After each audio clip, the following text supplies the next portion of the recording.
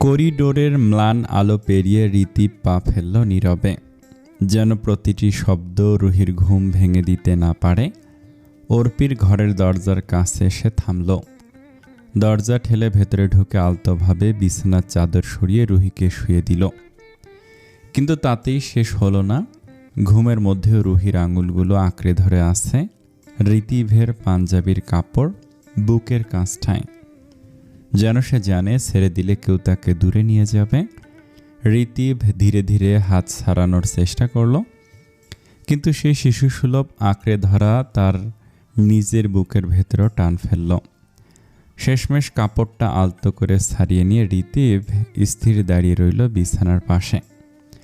তার দৃষ্টি স্থির হয়ে আছে রুহির ফুলে থাকা গালের দিকে। অভিমানী রমণী এখন ঘুমের ঘোরে শান্তিতে আছে। সে মুখটা এখন কেবল শান্ত শ্বাস প্রশ্বাসে ভরপুর, যেন বাইরে পৃথিবীর কোনো ঝড়ই তার কাছে পৌঁছাতে না পারবে। ঋতিভের চোখে এক মুহূর্তের জন্য অদ্ভুত কোমলতা নেমে এলো। হয়তো এটা ছিল বিরক্তির অবসান, হয়তোবা অনিচ্ছুক স্বীকারোক্তি যে এই মেয়েটাই তাকে সবচেয়ে বেশি অস্থির করে, আবার সবচেয়ে বেশি শান্তিও দেয়। ধীরে ধীরে নিঃশ্বাস ফেলল সে, আর চুপচাপ দাঁড়িয়ে থাকল। রাতটা আরেকটু দীর্ঘ হয়, আর এই দৃশ্যটা তা সে কিছুক্ষণ আরও চুরি করে দেখে নিতে পারে। এরপর আর দেরি করল না। দরজা আস্তে টেনে ঋতিভ ফিরে গেল নিজের ঘরের দিকে। বাইরে তখন রাতের নীরবতা আবার ঘিরে ধরেছে, কিন্তু ঋতিভের মনে নীরবতা নেই, আছে এক অদ্ভুত অনুভূতির আলোড়ন। ওটা বেড়েই চলেছে দিনকে দিন। রিহান দরজাটা আস্তে ঠেলে কেয়ার রুমে ঢুকল।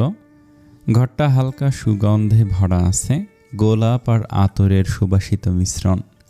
মৃদু আলোয় বিছানার ওপর ছড়িয়ে আছে লাল পাপড়ি, আর মাঝখানে ঘোমটার নিচে বসে আছে কেয়া, নিঃশব্দ, সংকুচিত, যেন অপেক্ষা করছে কোনো অজানা অনুভূতির জন্য। রিহানের বুকের ভেতর যেন সুখের ঢেউ আছড়ে পড়ল। আজ যে তার জীবনের বিশেষ দিন, এই দিনের অপেক্ষায় ছিল সে। দ্রুত পা ফেলে এসে বিছানায় বসল। আলতো হাতে ঘোমটা তুলল। ঘোমটার আড়াল থেকে ফুটে উঠল এক লাজুক মুখ, চোখ নিচু, ঠোঁটের কোণে অদৃশ্য হাসি। এক মুহূর্ত দেরি না করে রিহান এগিয়ে গিয়ে জড়িয়ে ধরে কেয়াকে। খানিক পর কেয়াকে চুমু দিল কপালে, এরপর গালে। কেয়ার চোখের পাতার কাঁপন জানিয়ে দিল তার ভেতরে কেমন অচেনা স্রোত বইছে। হঠাৎ রিহান উঠে গিয়ে আলমারি খুলল, ভেতর থেকে একখানা কাগজ বের করে কেয়ার দিকে বাড়িয়ে দিল।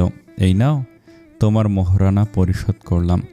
কেয়া নিঃশব্দে কাগজটা নিল, নিয়ে পাশের ডয়ারে রেখে দিল আপাতত। রিহান আবার এগিয়ে এলো, তাকে জড়িয়ে ধরতে যাবে, কিন্তু কেয়া হঠাৎ উঠে দাঁড়িয়ে দূরে সরে গেল। ভারসাম্য রাখতে না পেরে রিহান মুখ থুবড়ে পড়ল বিছানায়। এই দৃশ্য দেখে কেয়ার মুখ থেকে বেরিয়ে এলো অপ্রস্তুত টলটলে এক খিলখিল হাসি। রিহান মাথা তুলে বেজার মুখে বলল, এটা কি হলো বউ, দূরে কেন যাচ্ছ তুমি? হাসি চেপে কেয়া বলল, সরি রিহান, জাস্ট একটা সমস্যার জন্য আজও আপনি আমাকে পাবেন না। রিহানের চোখে হালকা রাগের ঝিলিক। তাড়াতাড়ি উঠে এসে দাঁত চেপে বলল, মানে কি? তুমি কি বলেছিলে ভুলে গেছো? রিহানের এই রাগী রূপে কেয়া খানিকটা ভড়কে গেল। বুঝলো রিহান রেগে গেছে, তাই মিনমিন করে বলল, আসলে আমি একটু অসুস্থ। অসুস্থ মানে? রিহান ভুরু কুঁচকাল। তারপর এগিয়ে সে কপাল গালে হাত রাখলো, বলল, কি হয়েছে, ডাক্তার ডাকবো? কেয়া তড়িঘড়ি মাথা নেড়ে বড্ড অস্বস্তিতে বলল, না না, ডাক্তার লাগবে না, আসলে মেয়েলি সমস্যা। শুনে রিহান বুঝে গেল। মুখে গাম্ভীর্য রেখে গলা খাকারি দিয়ে বলল, তো এত মিনমিন করে বলছো কেন? যেন তুমি আমাকে চিনোই না। এইটা বলতে এত সংকোচ? আজও তোমার সাথে ফ্রি হতে পারলাম না, আফসোস। কেয়া মাথা নিচু করে রইল। এসব বিষয়ে কথা বলতে তার অস্বস্তি লাগে। যতই রিহান স্বামী হোক।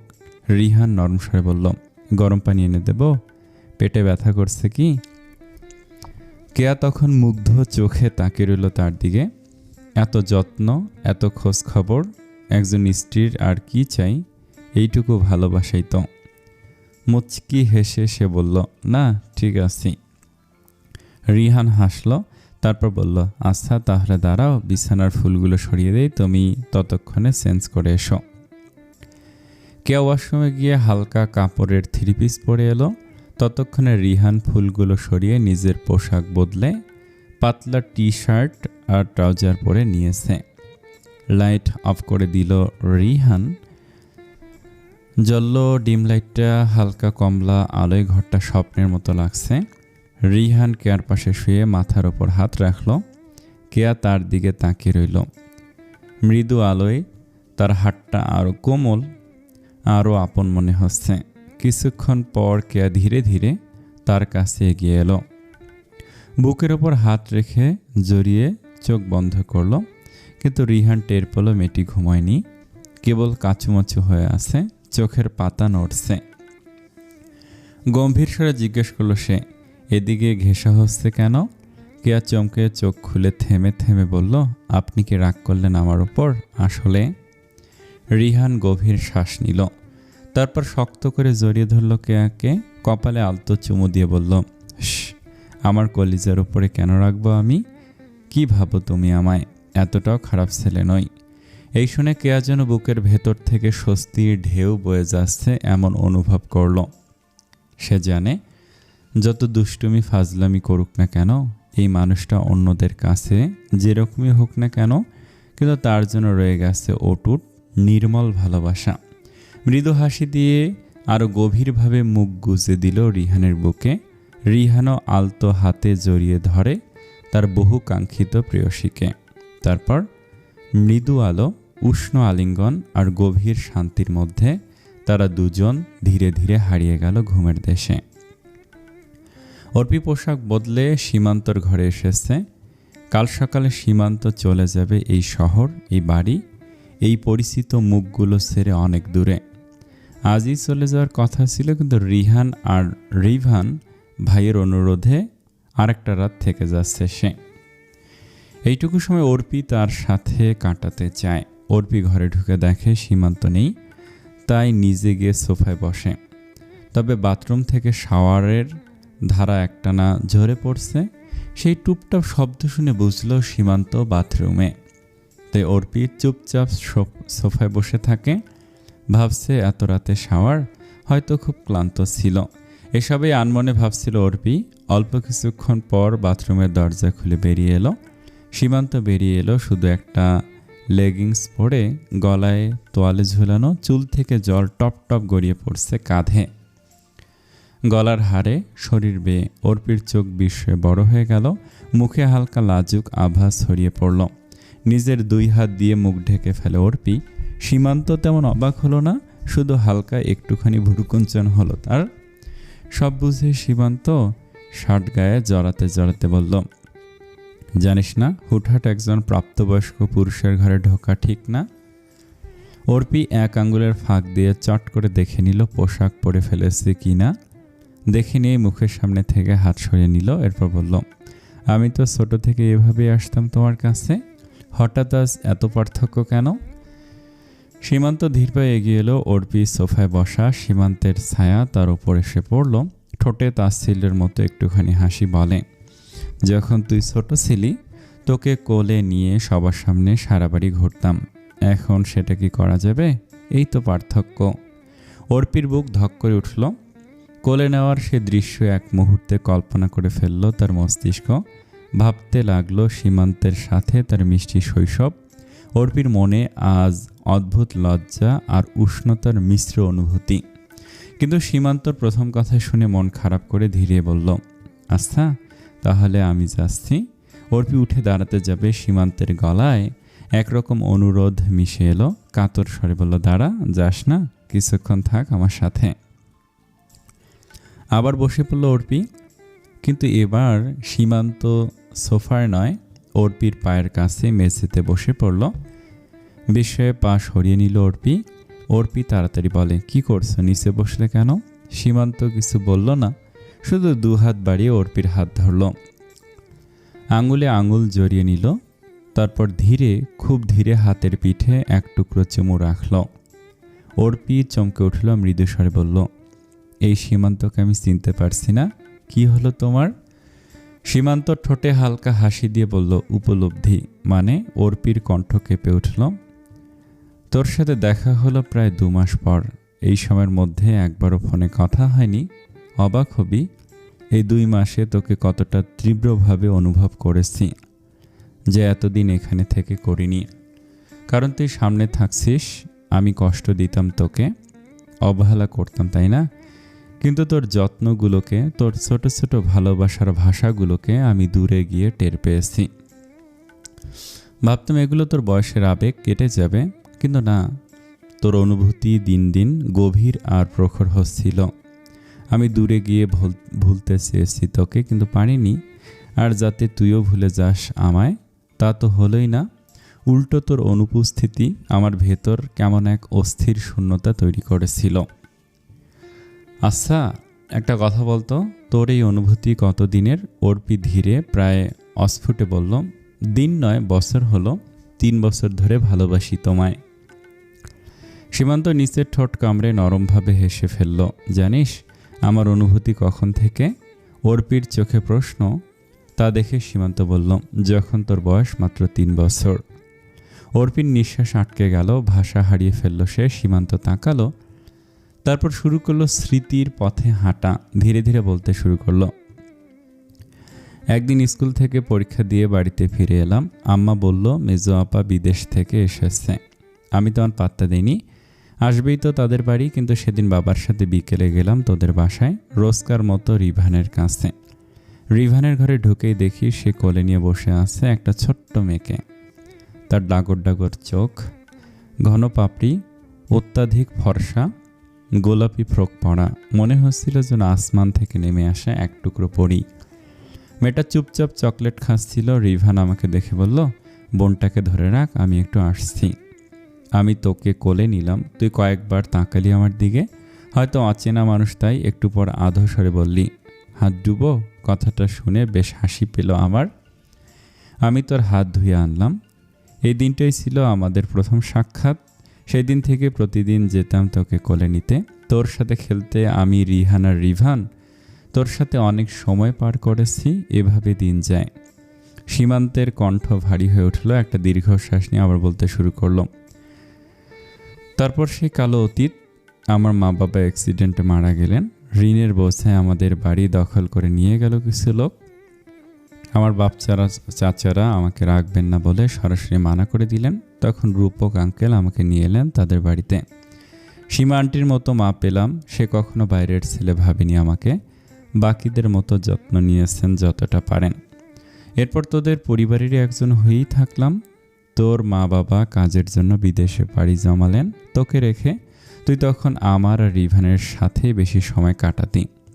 এরপর এসএসসির সময় রিভান পড়াশোনায় বেশ ব্যস্ত হয়ে গেল।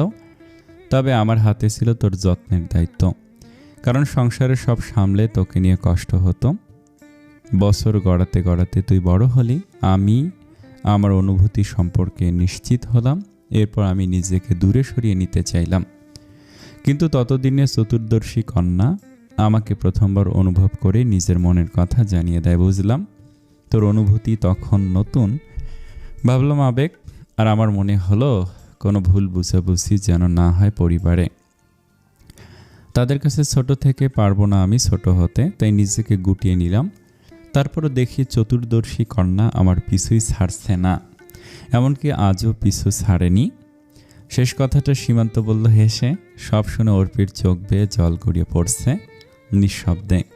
সীমান্ত আলতো করে তার মুখে হাত রাখলো, অশ্রু মুছে দিল, বলল, সবসময় এত কাঁদিস কেন বলতো? এইটুকু শুনেই এই অবস্থা? অর্পি কিছু বলল না, শুধু সীমান্তের গভীর চোখের দিকে তাকিয়ে থাকলো, যেখানে মিশে আছে বছরের পর বছর জমে থাকা অনুভূতি, অপূর্ণতা আর অদ্ভুত এক স্বীকারোক্তি। অর্পির চোখে এক ধরনের অস্থিরতা, ঠোঁটে দ্বিধার রেখা ফুটে ওঠে। তারপর খুব আস্তে, প্রায় অস্ফুটে বলল, তোমাকে একটু জড়িয়ে ধরি। সীমান্তের ভুরু সামান্য কুঁচকে গেল। ঠোঁটে অদ্ভুত এক হাসি, যেন প্রশ্ন করছে, এটাই কি ঠিক সময়? সীমান্ত মানা করার জন্য বলতে যায়, না, তোর এত আবদার আমি কেন? কথা শেষ হওয়ার আগেই থেমে গেল, কারণ অর্পি আর কোনো উত্তর শোনার অপেক্ষা করল না, মুহূর্তের মধ্যে এগিয়ে এসে শক্ত করে জড়িয়ে ধরল সীমান্তকে প্রথমবার। তার বুকের কাছে মুখ লুকিয়ে ফেলল। এই বুকটাই পৃথিবীর সবচেয়ে নিরাপদ জায়গা। সীমান্ত প্রথমে একটু হতচকিত, তার হাতগুলো বাতাসে অনিশ্চিতভাবে থমকে গেল। কিন্তু অর্পির শরীরের কাঁপুনি, থেমে থেমে আসা শ্বাস, বুকের ভেতরে তার অস্থির হৃদস্পন্দনের সব কিছু একসাথে অনুভব করতেই সীমান্তর হাতও অবশেষে নেমে এলো আর মুঠো করে জড়িয়ে ধরল তাকে।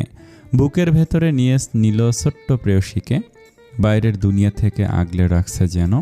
অর্পির চুলের গন্ধে মিশে গেল গরম পানির বাষ্প, ভেজা ত্বকের উষ্ণতা আর লুকোনো কান্নার নোনা স্বাদ। কিন্তু পরক্ষণে সীমান্তের মুখ শক্ত হয়ে এলো এই ভেবে যে এই মেয়ে এতটা আবেগী কেন। তার ভেতরে কোথাও হালকা বিরক্তি, এই দুর্বল মেয়ে নিয়ে কোথায় যাবে সে। তবু সেই বিরক্তিকে ডিঙিয়ে তার আঙুলগুলো আলতো করে ছুঁয়ে দিল অর্পির চুল, আরেকটু কাছে টেনে নিল তাকে। অর্পি চোখ বন্ধ করে রইল, ঠোঁটের কোণে এক টুকরো নিশ্চিন্ত হাসি ফুটে উঠল। ভালোবাসি না বলেও ভালোবাসা হয়ে গিয়েছে। বাইরে বাতাসে গাছের পাতারা সরে সরে শস্য শব্দ করছিল, কিন্তু এই ঘরের ভেতরে বাইরের সব শব্দ মিলিয়ে গিয়েছিল শুধু দুইটি হৃৎপিণ্ডের অবিরত স্পন্দনে। বেশ কিছুক্ষণ তারা নীরবে একে অপরকে আলিঙ্গনে ছিল। সময়ের সমস্ত কোলাহল থেমে গিয়ে সেই মুহূর্তটা শুধুই তাদের জন্য রেখে দিয়েছে। উষ্ণ নিঃশ্বাস, বুকের স্পন্দনের ধ্বনি সব মিলিয়ে একটা শান্ত অথচ গভীর ভালোবাসার আবেশ ঘিরে রেখেছিল দুজনকে। সীমান্তই এক লম্বা ভারী শ্বাস নিল, ধীরে ধীরে আলগা করলো হাতের বাঁধনের সাথে অর্পিকে। তবে একটু দূরে সরালেও সম্পর্কের বাঁধনটা আরও শক্ত হয়ে গেল ভেতরে ভেতরে। অর্পি ভেজা চোখে তাকালো তার দিকে, তার চোখে অভিমান, ভালোবাসা আর অদ্ভুত নিশ্চুপ দাবি। সীমান্ত এক হাতে অর্পির গাল মুঠোর মতো করে ধরে ফিসফিস করে বলল, হুস, এবার কাঁদলে কিন্তু খবর আছে তোর। তার গলায় ছিল এক টুকরো হাসির আভা, কিন্তু চোখে শান্তির চাহনি। অর্পি উত্তর দিল না, বরং শার্টের বোতাম নিয়ে খুঁটতে খুঁটতে অন্য প্রসঙ্গে চলে গেল। অর্পি কিছু শর্ত জুড়ে দিল সীমান্তকে, বলল, শুনে রাখো, আবার তো চলে যাবে কাল, সেখানে গিয়ে রোজ আমাকে ফোন করবে। সীমান্ত মাথা নেড়ে বলল, আস্থা করব, আর মাসে একবার এসে দেখা করবে। সপ্তাহে হলে কাজের চাপ হবে, তাই মাসে, বুঝেছ? সীমান্ত আবারও গভীরভাবে মাথা নাড়ালো। আচ্ছা, আসবো। আর কিছু? অর্পি চুপ। আর কি বলবে সে? সীমান্ত চোখ শুরু করলো। কিছু আনতে হবে না, তোর কিছু চাই না। অর্পি মৃদু হেসে উত্তর দিল, যা চাইতাম সেটা তো পেয়ে গেছি। সীমান্ত বিস্মিত হয়ে জিজ্ঞেস করলো, কি সেটা? অর্পি পায়ের উপর ভর দিয়ে উঁচু হয়ে দুহাত দিয়ে সীমান্তর গাল ছুঁয়ে ধীরে ধীরে বলল, তোমাকে। সীমান্তের চোখে এক মুহূর্তের জন্য বিস্ময়, তারপর হৃদয়ের গভীর সুখের তরঙ্গ বয়ে গেল। আর অর্পি চুপচাপ এবার সীমান্তকে চুপ করে তার দিকে তাকিয়ে রইল। ভেতরে ভেতরে সে ভাবছে, এই মেয়েটা ভালোবাসার প্রতিযোগিতায় তাকে হারিয়ে দিয়েছে বহুবার। সে কখনো জিততে পারেনি অর্পির কাছে, আর এখন যে তার ইচ্ছেও নেই। যে মানুষকে শুধু জিতিয়ে দিতেই ভালো লাগে অর্পির, তার জন্য ঠিক তেমনই এক মানুষ। এভাবেই কেউ নিঃস্বার্থ ভালোবাসুক না তাকে। সে নরম করে অর্পির কপালে ঠোঁট ছুঁয়ে দিল। অর্পি আবেশে চোখ বুজে নিল, সেই ছোঁয়া হৃদয়ের গভীরে সিধিয়ে গেল। নরম গলায় সীমান্ত বলে, যা, এখন রাত কিন্তু অনেক হয়েছে। অর্পি আবদার জুড়ে দিল, না না যাই, আজ তোমার সাথে আজকের রাতটা জাগতে চাই, একটা দিনই তো, প্লিজ প্লিজ প্লিজ। সীমান্ত প্রথমে না করতে যাচ্ছিল, কিন্তু কেন জানি তারও মনে ফিরিয়ে দেওয়ার শক্তি এলো না। সাই দিয়ে বলল, আচ্ছা, তবে ভোর হওয়ার আগে চলে যাবি। অর্পি খুশিতে মাথা নেড়ে ফোন হাতে নিয়ে কিছু টাইপ করলো, তারপর বলল, আমার সাথে ভোর 4:30টার অ্যালার্ম দিয়ে রাখলাম, 5টায় বাড়ির সবাই উঠে যাবে, তার আগে চলে যাব। সীমান্ত হালকা হেসে বলল, চল বারান্দায় বস, আমি কফি নিয়ে আসছি।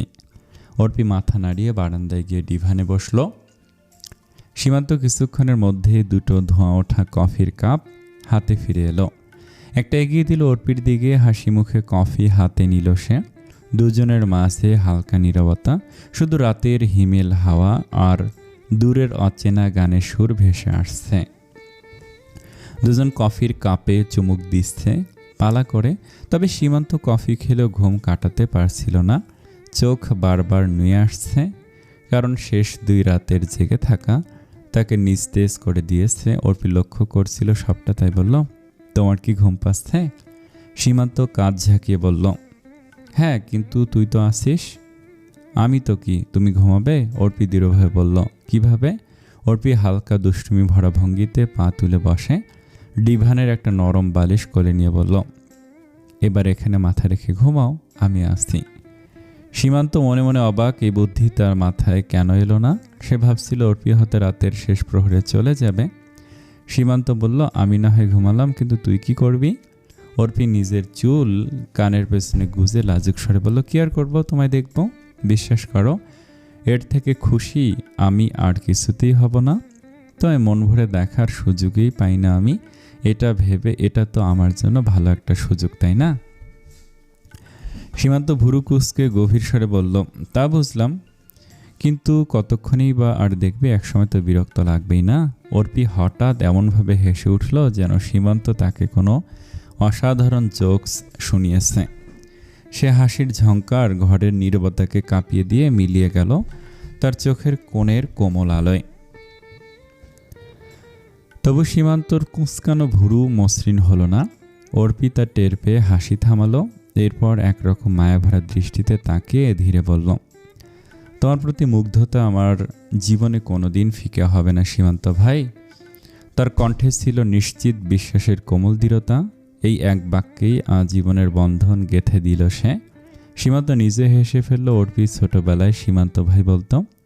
রিভান, রিহান, ঋতিব এদের দেখা দেখি সীমান্তকেও ভাই বলতো। কিন্তু তার অনুভূতি সম্পর্কে জানার পর শুধু সীমান্ত ডাকে। আজ অনেক দিন পর এই সীমান্ত ভাই বলল।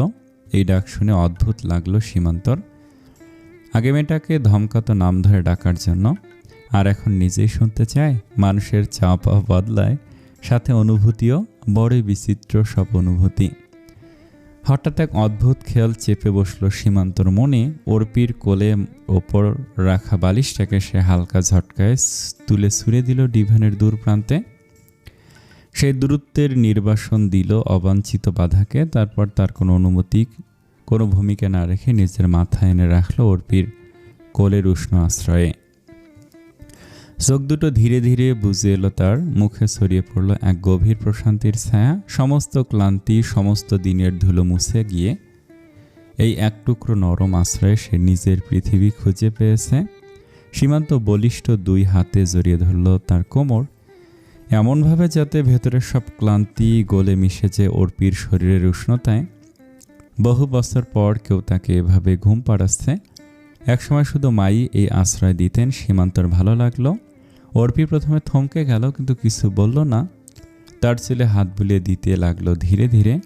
সিল্কি চুলের ফাঁক দিয়ে আঙুল বারবার পিছলে যাচ্ছিল। ঘুমন্ত মানুষটার সঙ্গে প্রতিটি ছোঁয়ায় সম্পর্ক আরো গভীর হয়ে যাচ্ছে। সীমান্তর মুখটা প্রাণ ভরে দেখছিল অর্পি। অর্পির কতদিনের ইচ্ছে ছিল এটা, কিন্তু কাছেই পায়নি সীমান্তকে। আজ যে পেল অবশেষে। এসব ভাবনার আবেশে ডুবে থাকা অর্পি হঠাৎই এক অদৃশ্য স্রোতের স্পর্শ পেল। সীমান্তর উষ্ণ গভীর পুরুষালী নিঃশ্বাস নরম ঢেউয়ের মতো এসে ছুঁয়ে গেল তার হৃদয়ের ত্বকে। মুহূর্তে অদ্ভুত এক শিহরণ বয়ে গেল সারা শরীরে। বুকের ভেতর কোথাও নীরব বজ্রপাত হলো। তার হাতের আঙ্গুলের ডগা কেঁপে উঠল। নিঃশ্বাস গাঢ় হয়ে এলো, অথচ মনের ভেতর শান্ত সমুদ্র লুকিয়ে রাখার মতো অর্পি তৎক্ষণাৎ নিজের অশান্ত মনকে আগলে নিল। সেই মুহূর্তের গোপন উত্তাপ সে শুধু নিজের বুকের ভেতরে জমিয়ে রাখল, নিঃশব্দে নিঃশ্বাসের মতো অদৃশ্য হয়ে। তারপর মাথা ঝুঁকিয়ে সীমান্তর কপালে ঠোঁট ছুঁয়ে দিল সন্তর্পণে। নিজের ছোট্ট এক স্বপ্ন পূরণ হলো আজ। হ্যাঁ, স্বপ্নেই তো অর্পি চেয়েছিল একটা পূর্ণিমার রাতে সীমান্তকে কোলে শুয়ে তার মাথায় এভাবে হাত বুলিয়ে দেবে। যদিও আজ পূর্ণিমার রাত নয়, তবে সেই কাঙ্ক্ষিত দিন পেল। আজ রাতটা অর্পির জন্য শুধু একটি রাত নয়, এটা ছিল এক জীবনভর মনে রাখার মতো উষ্ণ আশ্রয়ের রাত। আবার সীমান্তকে দেখার সুযোগও পেল। আল্লাহ বোধহয় অর্পির এত বছরের মোনাজাত শুনে নিয়েছে, না হলে এত সব ঘটনা কিভাবে। সকালের হালকা আলো জানালার ফাঁক গলে ঘরে ঢুকছে। আরসি ততক্ষণে দিনের শুরুটা সেরে ফেলেছে। ভোরে উঠে রান্না করেছে গরম ভাতের সাথে ভাজা, ডাল আর ডিমের ঝোল সাজিয়ে রিভান আর রুহিকে খাইয়ে দিয়েছে। রিভান হসপিটালে যাবে, তবে আগে রুহিকে বাড়িতে নামিয়ে দেবে, কারণ আরসির মা অনেকবার ফোন করে দিয়েছে। রুহিকে দরজার সামনে নামিয়ে দিয়ে রিভান গাড়ি ঘুরিয়ে নিল। এবার উদ্দেশ্য হসপিটালের দিকে। আরসিও আর দেরি করল না, সকালের সব কাজ গুছিয়ে দোকানের পথে হাঁটতে লাগলো। বিয়ের জন্য আজ অনেকগুলো মিষ্টির অর্ডার পড়েছে। সব দিক তাকেই সামলাতে হবে, কারণ রিমা আর শাহিনা সব একা হাতে পারবে না। এদিকে কেয়ার ঘুম ভাঙলো একটু আগে। আধো ঘুমে চোখে আয়নার দিকে তাকিয়ে দেখে রিভান টাই ঠিক করছে। তার সাজগোজের মধ্যে এক ধরনের তাড়াহুড়োর আভাস। অফিসে যাওয়ার প্রস্তুতি চলছে। কেয়া বিছানা থেকে উঠতে যাবে, তার আগে রিহান হালকা গম্ভীর অথচ স্নেহ মাখা স্বরে বলল, উঠতে হবে না, আজ ছুটি তোমার। কেয়া ঠোঁটের কোণে মুচকি হাসি টেনে জবাব দিল, এভাবে ছুটি কাটাতে থাকলে আমার চাকরির কী প্রয়োজন? বিয়ের জন্য যথেষ্ট ছুটি কাটানো হয়েছে আর নয়। রিভান হেসে বলল, রিহান, এমপ্লয়ি হলে তো তোমার মতোই হওয়া উচিত। কেয়া হাসল। এ কথার সাথে সাথে আলমারি থেকে তোয়ালে আর জামা নিয়ে ওয়াশরুমের দিকে পা বাড়ালো। পেছনে তাকিয়ে শুধু বলে গেল, আমি এক্ষুনি আসছি, আমাকে রেখে যেও না, ওয়েট করো। রিহান মাথা নাড়িয়ে একরকম হারমানা হাসি দিয়ে উত্তর দিল, ওকে ম্যাডাম। কিছুক্ষণ পর সকালবেলার মিষ্টি সুবাস আর রোদে চুম্বিত পোশাকের তাজা গন্ধ নিয়ে কেয়া আর রিহান দুজনেই প্রস্তুত। অফিসের ফর্মাল ড্রেসে তারা একসাথে দরজার বাইরে পা রাখলো আর সবাইকে বলে বিদায় জানালো। সেই মুহূর্তে দুজনের চোখে ছিল অদ্ভুত এক উষ্ণতা, দিনের ব্যস্ততার মাঝেও যেটা একে অপরকে শক্তি যোগাবে তারা। সকালটা এক দীর্ঘশ্বাসে ভরা ছিল। বাইরে আকাশের রং ফিকে হয়ে আছে, আর ঘরের ভেতর রান্নাঘর থেকে ভাতের গন্ধ মিশে ধোঁয়ার নরম আস্তরণ ছড়িয়ে পড়ছে। মিলি ব্যস্ত হাতে নাস্তা তৈরি করছে তার স্বামী মিরাজকে সকাল সকাল অফিসে পাঠাবে বলে। আর এর ভেতর ভাত ফুটছে, চায়ের কাপে ধোয়া কুণ্ডুলি পাকাচ্ছে, আর চুলোর আঁচে মিলির কপালের ঘাম চিকচিক করছে। কথা হলো মিলির ননদ আজও ভোরের নিস্তব্ধতায় ঘুম ভাঙিয়ে উঠে পড়েছিল। নিঃশব্দে সে সাহায্য করেছিল ভাবির কাজে, তারপর নিজের ঘরে ফিরে গিয়েছিল। এটাই তার প্রতিদিনের এক অভ্যাস। মিলি যতবারই বলে, তুই ঘুমিয়ে যা, আমি সামলে নেব সব কিছু, কথা ততবারই একরোখা হাসি হেসে কাজের হাত বাড়িয়ে দেয়। সে জানে ভাবি কর্মক্ষেত্রের ব্যস্ততা আর সংসারের ভার একসাথে বইছে। এই সামান্য সাহায্য হয়তো তুচ্ছ, তবু তা দিতে পারলেই তার মন ভরে যায়। কথার জীবনে মমতার শিকড় ছেটে গেছে বহু আগেই। জন্মের সময় সে মাকে হারিয়েছে, তার 11 বছর পর বাবাকেও হারিয়েছে। সেই বাবা যে তাকে কখনো মাটিতে নামতে দেয়নি, যে তাকে নিজের কোল আর হাতের ছায়ায় বড় করেছে। বাবার মৃত্যুর পর থেকে সে বড় ভাই মিরাজের সংসারে আছে। মিরাজের বিয়ের পর মিলি এ সংসারে পা রেখে কথাকে নিজের ছোট বোনের মতো আগলে রেখেছে। কিন্তু মিরাজের চোখে কথা এক রকম অপরাধী। মায়ের মৃত্যুর জন্য সে এখনও কথাকে দায়ী করে। সে তখন ছিল এক অবোধ শিশু। মিলি যতবারই বোঝাতে চেয়েছে যে একটি নবজাতকের কোনো দোষ থাকতে পারে না, সে তো নিষ্পাপ ফুল, ততবারই মিরাজের মনে সেই দোষারোপের কালো ছায়া অটল থেকেছে। কথা সব জানে, তবু নীরব। অভিযোগের এই পাহাড় সে ভেঙে ফেলতে পারবে না, তবু নিজের নীরব ভালোবাসা দিয়ে প্রতিদিন প্রমাণ করে চলেছে সে দোষী নয়, সে অপরাধী নয়। মাঝে মাঝে সে ভাবে হয়তো সেই দায়ী। আসলে তার জীবন এক চোরাবালি হয়ে গেছে, আধারে ডুবেই চলেছে, আর থামার নাম নেই। সকালের খাবার প্রস্তুত হলে মিলি টেবিলে খাবার সাজিয়ে কথাকে ডেকে বলল, আয় কথা, খেতে বস। হাসি মুখে এসে চুপচাপ চেয়ার টেনে বসলো কথা। ভাতে হাত দেওয়ার আগে হঠাৎ মিরাজ এসে কথার গরম থালাটা ছুঁড়ে মারল মেঝেতে। থালার ঝনঝন শব্দ একসাথে ভেঙে দিল। সকালের সব শান্তি শব্দ শুনে মিলি ছুটে এলো রান্নাঘর থেকে। এসে দেখল কথা ভয়ে জড়সড় হয়ে খানিকটা পিছিয়ে গেছে। চোখে মুখে আতঙ্ক। মিলির বুকটা হু হু করে উঠল। সে এগিয়ে গিয়ে কথাকে জড়িয়ে ধরতে মিরাজ তীব্র রাগে গর্জে উঠল, তুই ওই ছেলেটার সাথে দেখা করিসনি কেন? আমি কি বলিনি দেখা করতে? বলেছিলাম না? কথা ভেজা চোখে ধীরে ধীরে মাথা নাড়িয়ে ইশারায় হাত নাড়িয়ে বোঝালো সে এখনই বিয়ে করতে চায় না। মিরাজের চোখে আরও রক্ত চটে উঠল। তো কি করবি? আমাদের ঘাড়ে বসে কতদিন খাবি? কথা কিছু বলল না, মাথা নিচু করে নিল আর অশ্রু ফেলল। আসলে আর বলার মতো শক্তি নেই, বোঝানোরও আর ইচ্ছে নেই তার। মিলি এবার আর চুপ থাকতে পারল না, গর্জে নিজেও বলল, তোমার কি কোনো লজ্জা নেই? নিজের বোনের সাথে এমন পশুর মতো আচরণ করতে বাধে না তোমার? মিরাজ বিদ্রুপের হাসি এসে বলল, মায়ের চেয়ে মাসির দরদ বেশি, তুমি ওর ভাবি, ভুলে যেও না। মিলি তাচ্ছিল্যের স্বরে জবাব দিল, ভুলে যায়নি, আমি ওকে আমার নিজের বোন ভাবি। জানি না তোমার মতো হৃদয়হীন মানুষ কিভাবে ওর ভাই হলো। মিলির আর কোনো কথা না শুনে মিরাজ ঝড়ের বেগে বের হয়ে গেল। কথা স্থির দাঁড়িয়ে রইল, চোখের কোণায় শুকিয়ে যাওয়া জলের ছাপ। মিলি আর একটা থালায় ভাত এনে কাতর স্বরে বলল, খেয়ে নে কথা, তোর ভাইকে তো চিনিস, আমি ক্লান্ত তাকে বোঝাতে বোঝাতে। কথা মিলির হাত ধরে তাকে আশ্বাস দেয় এইসব নিত্যদিনের কাহিনী তার অভ্যাস হয়ে গিয়েছে। কথা মাথা নাড়িয়ে ইশারায় জানালো সে খাবে না, তার তারা আছে, ভার্সিটি যেতে হবে। মিলি কিছু বলার আগে কথা হঠাৎ এগিয়ে এসে মিলিকে শক্ত করে জড়িয়ে ধরল, ইশারায় বোঝালো আসি, তারপর ব্যাগ কাঁধে নিয়ে বেরিয়ে গেল ঘর থেকে। আস্তার খাওয়ার ইচ্ছে নেই, বুকের ভেতর যেন একটাই তৃষ্ণা, শান্তি। রাস্তার মোড়ে গিয়ে হাত তুলে একটা রিক্সা থামালো, ব্যাগ থেকে ফোন বের করে রেকর্ডার অন করলো। মিহির কণ্ঠে বলা ভার্সিটির ঠিকানা বাজলো তাতে। এইভাবে প্রতিদিন সে রিক্সাওয়ালাদের বলে, কি করবে, নিজে তো বলতে পারে না, শৈশব থেকে মুখ সবার কাছে বোঝা। এই তকমা তার জন্মগত সঙ্গী।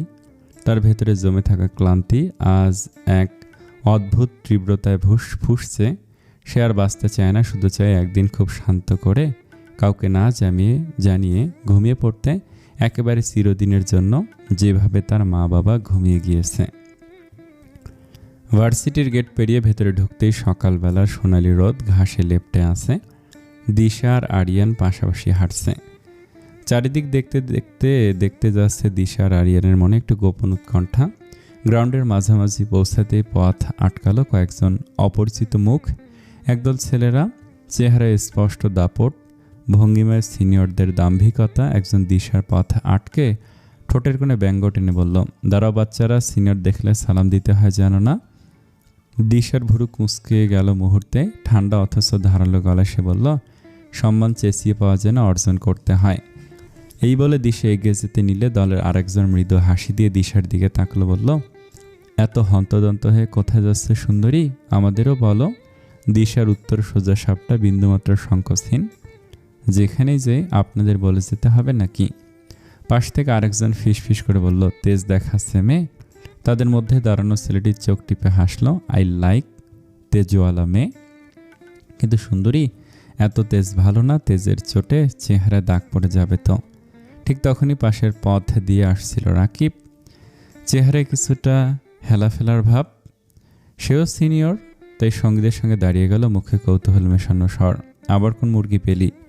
কথা শেষ হওয়ার আগেই তার চোখ পড়ল দিশার মুখে। মুহূর্তে ঠোঁট শুকিয়ে এলো, মনে পড়ল এই মেয়ের হাতেই সেদিন প্রকাশ্যে এক মেয়ের ওড়না টানার অপরাধে সে বেধড়ক মার খেয়েছিল। সেই দিনের ব্যথা এখনও শরীর মন দুই জায়গাতেই দাগ কেটে আছে। নাক মুখ ফাটিয়ে দিয়েছিল। বড় সাংঘাতিক এই মেয়ে। দিশা রাকিবকে চিনতে দেরি করলো না, মুহূর্তে আঙ্গুল তুলে সোজা বলল, এই তুই রাকিব না, সেদিন আমার হাতে উদম কেলানি খেয়েছিলি? কিরে, এখনও ব্যথা আছে নাকি? নাক কপালে ব্যান্ডেজ তোর এখনও আছে? মুহূর্তে সিনিয়রদের দৃষ্টি রাকিবের দিকে তরাক করে ঘুরে গেল। রাকিব ইতস্তত করে বলল, ছেড়ে দে ওদের, যেতে দে। এই শুনে দিশার মুখে হেসে ওঠা বীজের হাসি সেই মুহূর্তের সব উত্তেজনাকে ছাপিয়ে গেল। সিনিয়ররাও বুঝল এই মেয়ে কোনো সাধারণ নয়। তার সাহস, তার উপস্থিতি এক অদ্ভুত আকর্ষণ ছড়িয়ে দিচ্ছে। তারপরে রাকিবের থেকে সব শুনবে বলে বুঝে সরে দাঁড়ালো, পথটা খালি করে দিল। আরিয়ান তখন নির্বাক দাঁড়িয়ে, নিজের ভেতরে হাড়ের এক অদৃশ্য কাঁটা বিঁধে যাচ্ছে। বোনের পাশে থেকেও রক্ষাকর্তার মতো দাঁড়াতে পারে না সে। দিশা আর কিছু না বলে চুপচাপ তার হাত ধরলো, এগিয়ে গেল ক্যান্টিনের দিকে। সকালের তাড়াহুড়োয় পেট এখনো খালি, তাই খাবারের গন্ধই তাকে ডেকে নিয়ে চলল। দিশা আরিয়ান চলে যাওয়ার পর রাকিবকে ধরলো সবাই। রাকিবের দিকে একটি ছেলে এগিয়ে এসে হেসে হেসে বলল, কিরে, কি বললো এই মেয়ে, কেলানি খেয়েছিস মানে? রাকিব আমতা আমতা মুখ করে বলল, ও কিছু না স্যার। ঠিক সেই সময় পাশ থেকে আরেকজন ছেলে কৌতূহল ধরে রাখতে না পারলো, জিজ্ঞেস করলো, এই সাপ সাপ বল, কি ঘটনা ঘটিয়েছিস? রাকিব একটু লজ্জা পেল, শেষমেশ সব খুলে বলল সেদিনের কাহিনী, মারামারি, ব্যথা সব মিলিয়ে। সবাই অবাক হয়ে একে অপরের দিকে তাকালো। মুহূর্তে এক ছেলে হেসে হেসে বলল, তোকে মেরেছে ওই পুচকে মেয়ে, দাঁড়া দেখি ওকে। রাকিব ধীরে ধীরে মাথা নেড়ে বলল, যাস না ঝামেলায়, ও বাকি মেয়েদের মতো না, তাছাড়া ওর বাবা পুলিশ, ছেড়ে দে, উল্টো আমাদের ঝামেলা হবে। ছেলেটা আর কিছু বলল না। পুলিশের মেয়ে শুনে ভড়কালো সে। শুধু শুধু পুলিশি ঝামেলায় কে জড়াবে? তারা হলো পাতি গুন্ডা টাইপ। এরপর তাদের দল ধীরে ধীরে অন্যদিকে চলে গেল।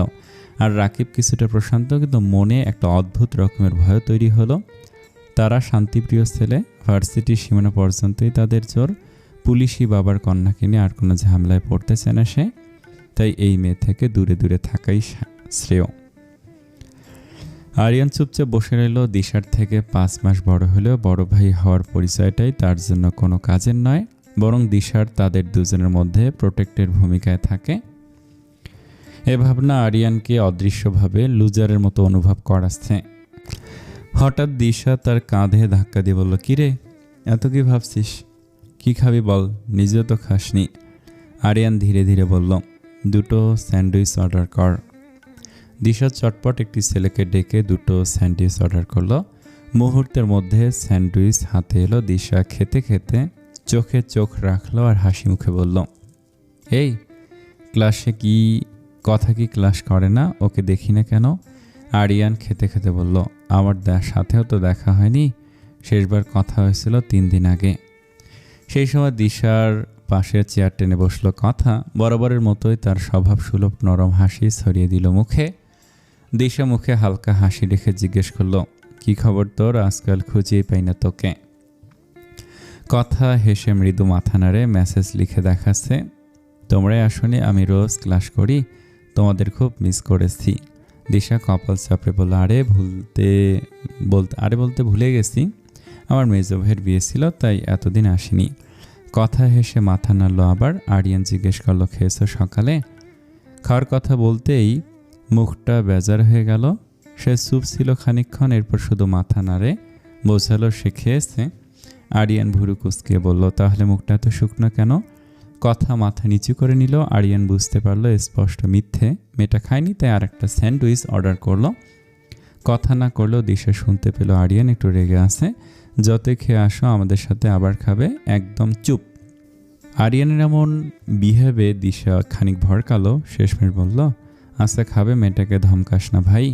আরিয়ান আর কিছু বলল না, কথা খেয়ে নিল। এতে কথার খিদে মেটানো হয়ে গেল। কাল রাতের খাওয়া বাদ, ঘুমের মধ্যে পেট খালি, আর আজ সকালে কিছুই খায়নি।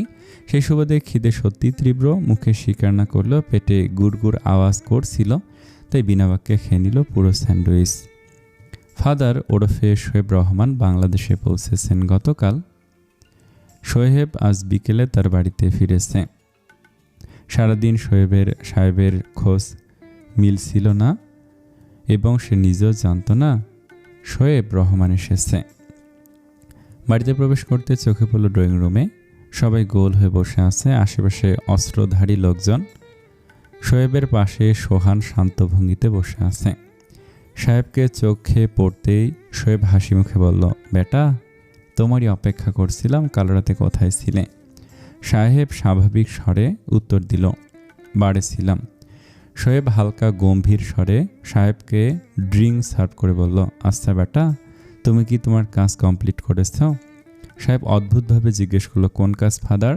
সোহান হেসে বলল, শোয়েবের চোখে এক ঝলক রহস্যময় দৃষ্টি, আর বলল, যে মেয়েটিকে মারার জন্য তোমায় এখানে পাঠিয়েছিলাম তার আপডেট তো পাইনি, এমনটা প্রথমবার করলে তুমি, কোনো কাজে দেরি। সাহেব হেসে ফেলল, হাসিটা অদ্ভুত এবং রহস্যময়। তারপর কণ্ঠে অদ্ভুত স্বর মিশিয়ে বলল, মারতে গিয়েছিলাম father, but she is a strong girl, I need some time. Sohan তীক্ষ্ণ চোখে ধারালো স্বরে বলল, এরকম সময় তুই আর কোনো মার্ডার করতে নিসনি বাচ্চা? ব্যাপারটা অদ্ভুত না? সাহেবের ফোন বেজে ওঠে সে সময়, তাই সে চুপচাপ উঠে নিজের ঘরে চলে গেল। শোয়েবের চোখে হালকা হাসির ছায়া ফুটে উঠল। হয়তো কিছু টের পেয়েছে সে সোহানের দিকে তাকিয়ে রহস্যময় হাসি দিল আর বলল, আমার পালা কুকুরটা এবার আমার বিরুদ্ধেই ঘেউ ঘেউ করবে। সেই দিন খুব কাছে সোহান, খুব কাছে। ঘরে ঢুকে ফোনটা কানে তুলল সাহেব। কণ্ঠ গম্ভীর ছিল, বলল, বল সাব্বির, কী খবর ওদিকে? ওপাশ থেকে সাব্বির হেসে গড়াগড়ি খাওয়ার মতো করে বলল, ভাবি কার যেন ব্যান্ড বাজাইছে ভাই। সাহেব ভুরু কুঁচকে উঠে বসে গেল। হোয়াট, কি বলছিস? সাব্বির এবার হাসি সামলাতে না পেরে হুশ করে বলে উঠল, আরে বস, একটু ধৈর্য ধরেন বলছি। আসলে ব্যাপারটা হলো, ভাবি আর ওনার ভাইকে কিছু সিনিয়র ধরেছিল র্যাক দেওয়ার জন্য। তারপর কি হলো জানেন? ওই সিনিয়র ছেলেদের মধ্যে একজন এসে বলল, ভাবি কিছুদিন আগে উদুম কেলিয়েছে তাকে। কেলানোর বর্ণনা শুনে বাকি যারা ছিল ভয় পেয়ে সব ছেড়ে দিয়েছে ভাবি আর তার ভাইকে। এতটুকু বলে সাব্বির নিজের হাসি আর আটকে রাখতে পারল না, হু হু করে হেসে উঠল। সাহেবও অবাক হয়ে প্রথমে চুপ করে রইল, তারপর নিজের অজান্তেই ঠোঁটের কোণে চাপা হাসি ফুটে উঠল। হ্যাঁ, তার রোজ তো এরকমই, সে তো ভুলে গিয়েছিল। সাহেব এবার নরম গলায় বলল, আচ্ছা রাখ, আর সব দিকে খেয়াল রাখবি, রোজ যাতে কোনোভাবে এসব জানতে না পারে। সাব্বির এবার একটু সিরিয়াস ভঙ্গিতে উত্তর দিল, চিন্তা করেন না ভাই, আমার নজর আছে সব দিকে। ফোন রাখতেই জিহান সাব্বিরকে ধাক্কা মারল, যে সাব্বিরের পাশে বসেছিল। কৌতূহল ভরা চোখে সাব্বিরকে বলল, কী ব্যাপার বলতো? ভাই কি সিরিয়াস নাকি ওই মেয়েটাকে নিয়ে? সাব্বির বিরক্ত হয়ে জিহানের মাথায় হালকা গাঁটটা দিয়ে হাসল। গাধা, সিরিয়াস না হলে আমাদের বিয়ে কি শুধু শুধু ভাবি ডাকা আমাদের দিয়ে কি শুধু শুধু ভাবি ডাকায় নাকি? আরে তুই কোনোদিন দেখেছিস ভাইকে অন্য কোনো মেয়েকে নিয়ে এভাবে মাথা ঘামাতে? ভাবি মানে ভাবি, আমাদের আপন ভাবি, আসল ভাবি। আর এসব কথা কম বল, না হলে আবার ভাই শুনলে তোর খবর আছে। জিহান মাথা চুলকাতে চুলকাতে বলল, হ্যাঁ রে, তাও ঠিক বলেছিস। দুজনে আবার চা খেতে খেতে গল্পে মেতে উঠল। তারা চায়ের দোকানে বসে গল্প করছিল, যেটা দিশাদের ভার্সিটির বাইরে ছিল, কিন্তু এই পুরো ঘটনা দিশার অজান্তেই ঘটেছিল। এদিকে সাহেবের বুকের ভেতর ঢেউ খেলছে এক অদ্ভুত প্রশান্তি। দিশাকে ভেবে তার মনে হয় মেয়েটা এক প্রকার কোনো আগুনে পোড়া মূর্তি। চোখের ভেতর এমন এক তেজ, এমন এক অগ্নিশিখা লুকিয়ে আছে, যা মুহূর্তে যে কাউকে পিছু হটতে বাধ্য করতে পারে। দিশা নিজের মতো করে লড়াই করতে জানে, এ বিশ্বাস তাকে নির্ভর করে। তবুও সাহেবের হৃদয়ের কোণে ভয় লুকিয়ে থাকে। সে জানে দিশা যদি কোনো দিন টের পায় যে ওর কাছ থেকে সব গোপন কিছু আড়াল করা হয়েছে, তবে সে ক্রোধ সামলানো সহজ হবে না। মেয়েটার আত্মবিশ্বাস পাহাড় সম, নিজের সত্যকে আঁকড়ে ধরে বাঁচতে জানে সে। আর সেই কারণেই সাহেব জানে দিশার রাগও আগুনের মতোই নিঃশেষ করে দিতে পারে সব। কিন্তু তারপরও সাহেবের কাছে এসবের কোনো পরোয়া নেই। তার কাছে দিশা মানেই এক অমূল্য সম্পদ, এক অদ্বিতীয় আশ্রয়, যাকে হারানোর কথা কল্পনাও করে না সে। দিশার মুখের এক ফোঁটা হাসি, ওর নিশ্চিন্ত শ্বাস আর তার চারপাশে ছড়িয়ে থাকা শান্তির আবেশ, এসবই সাহেবের কাছে জীবন থেকে পাওয়া সবচেয়ে বড় প্রাপ্তি।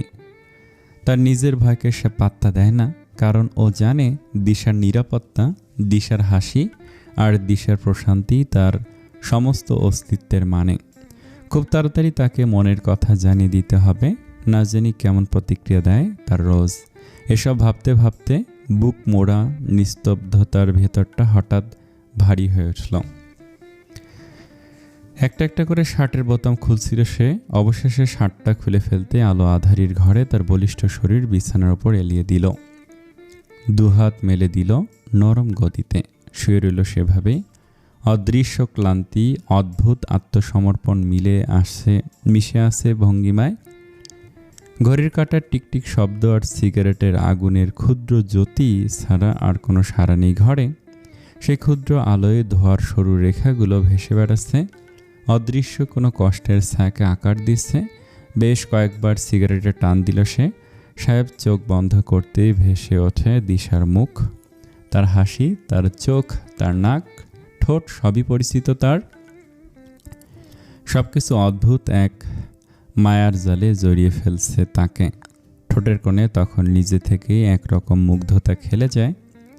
সেই মুহূর্তে নিঃশব্দ গভীর হাসকি কণ্ঠে বিড়বিড় করে বলে উঠল, রোজ।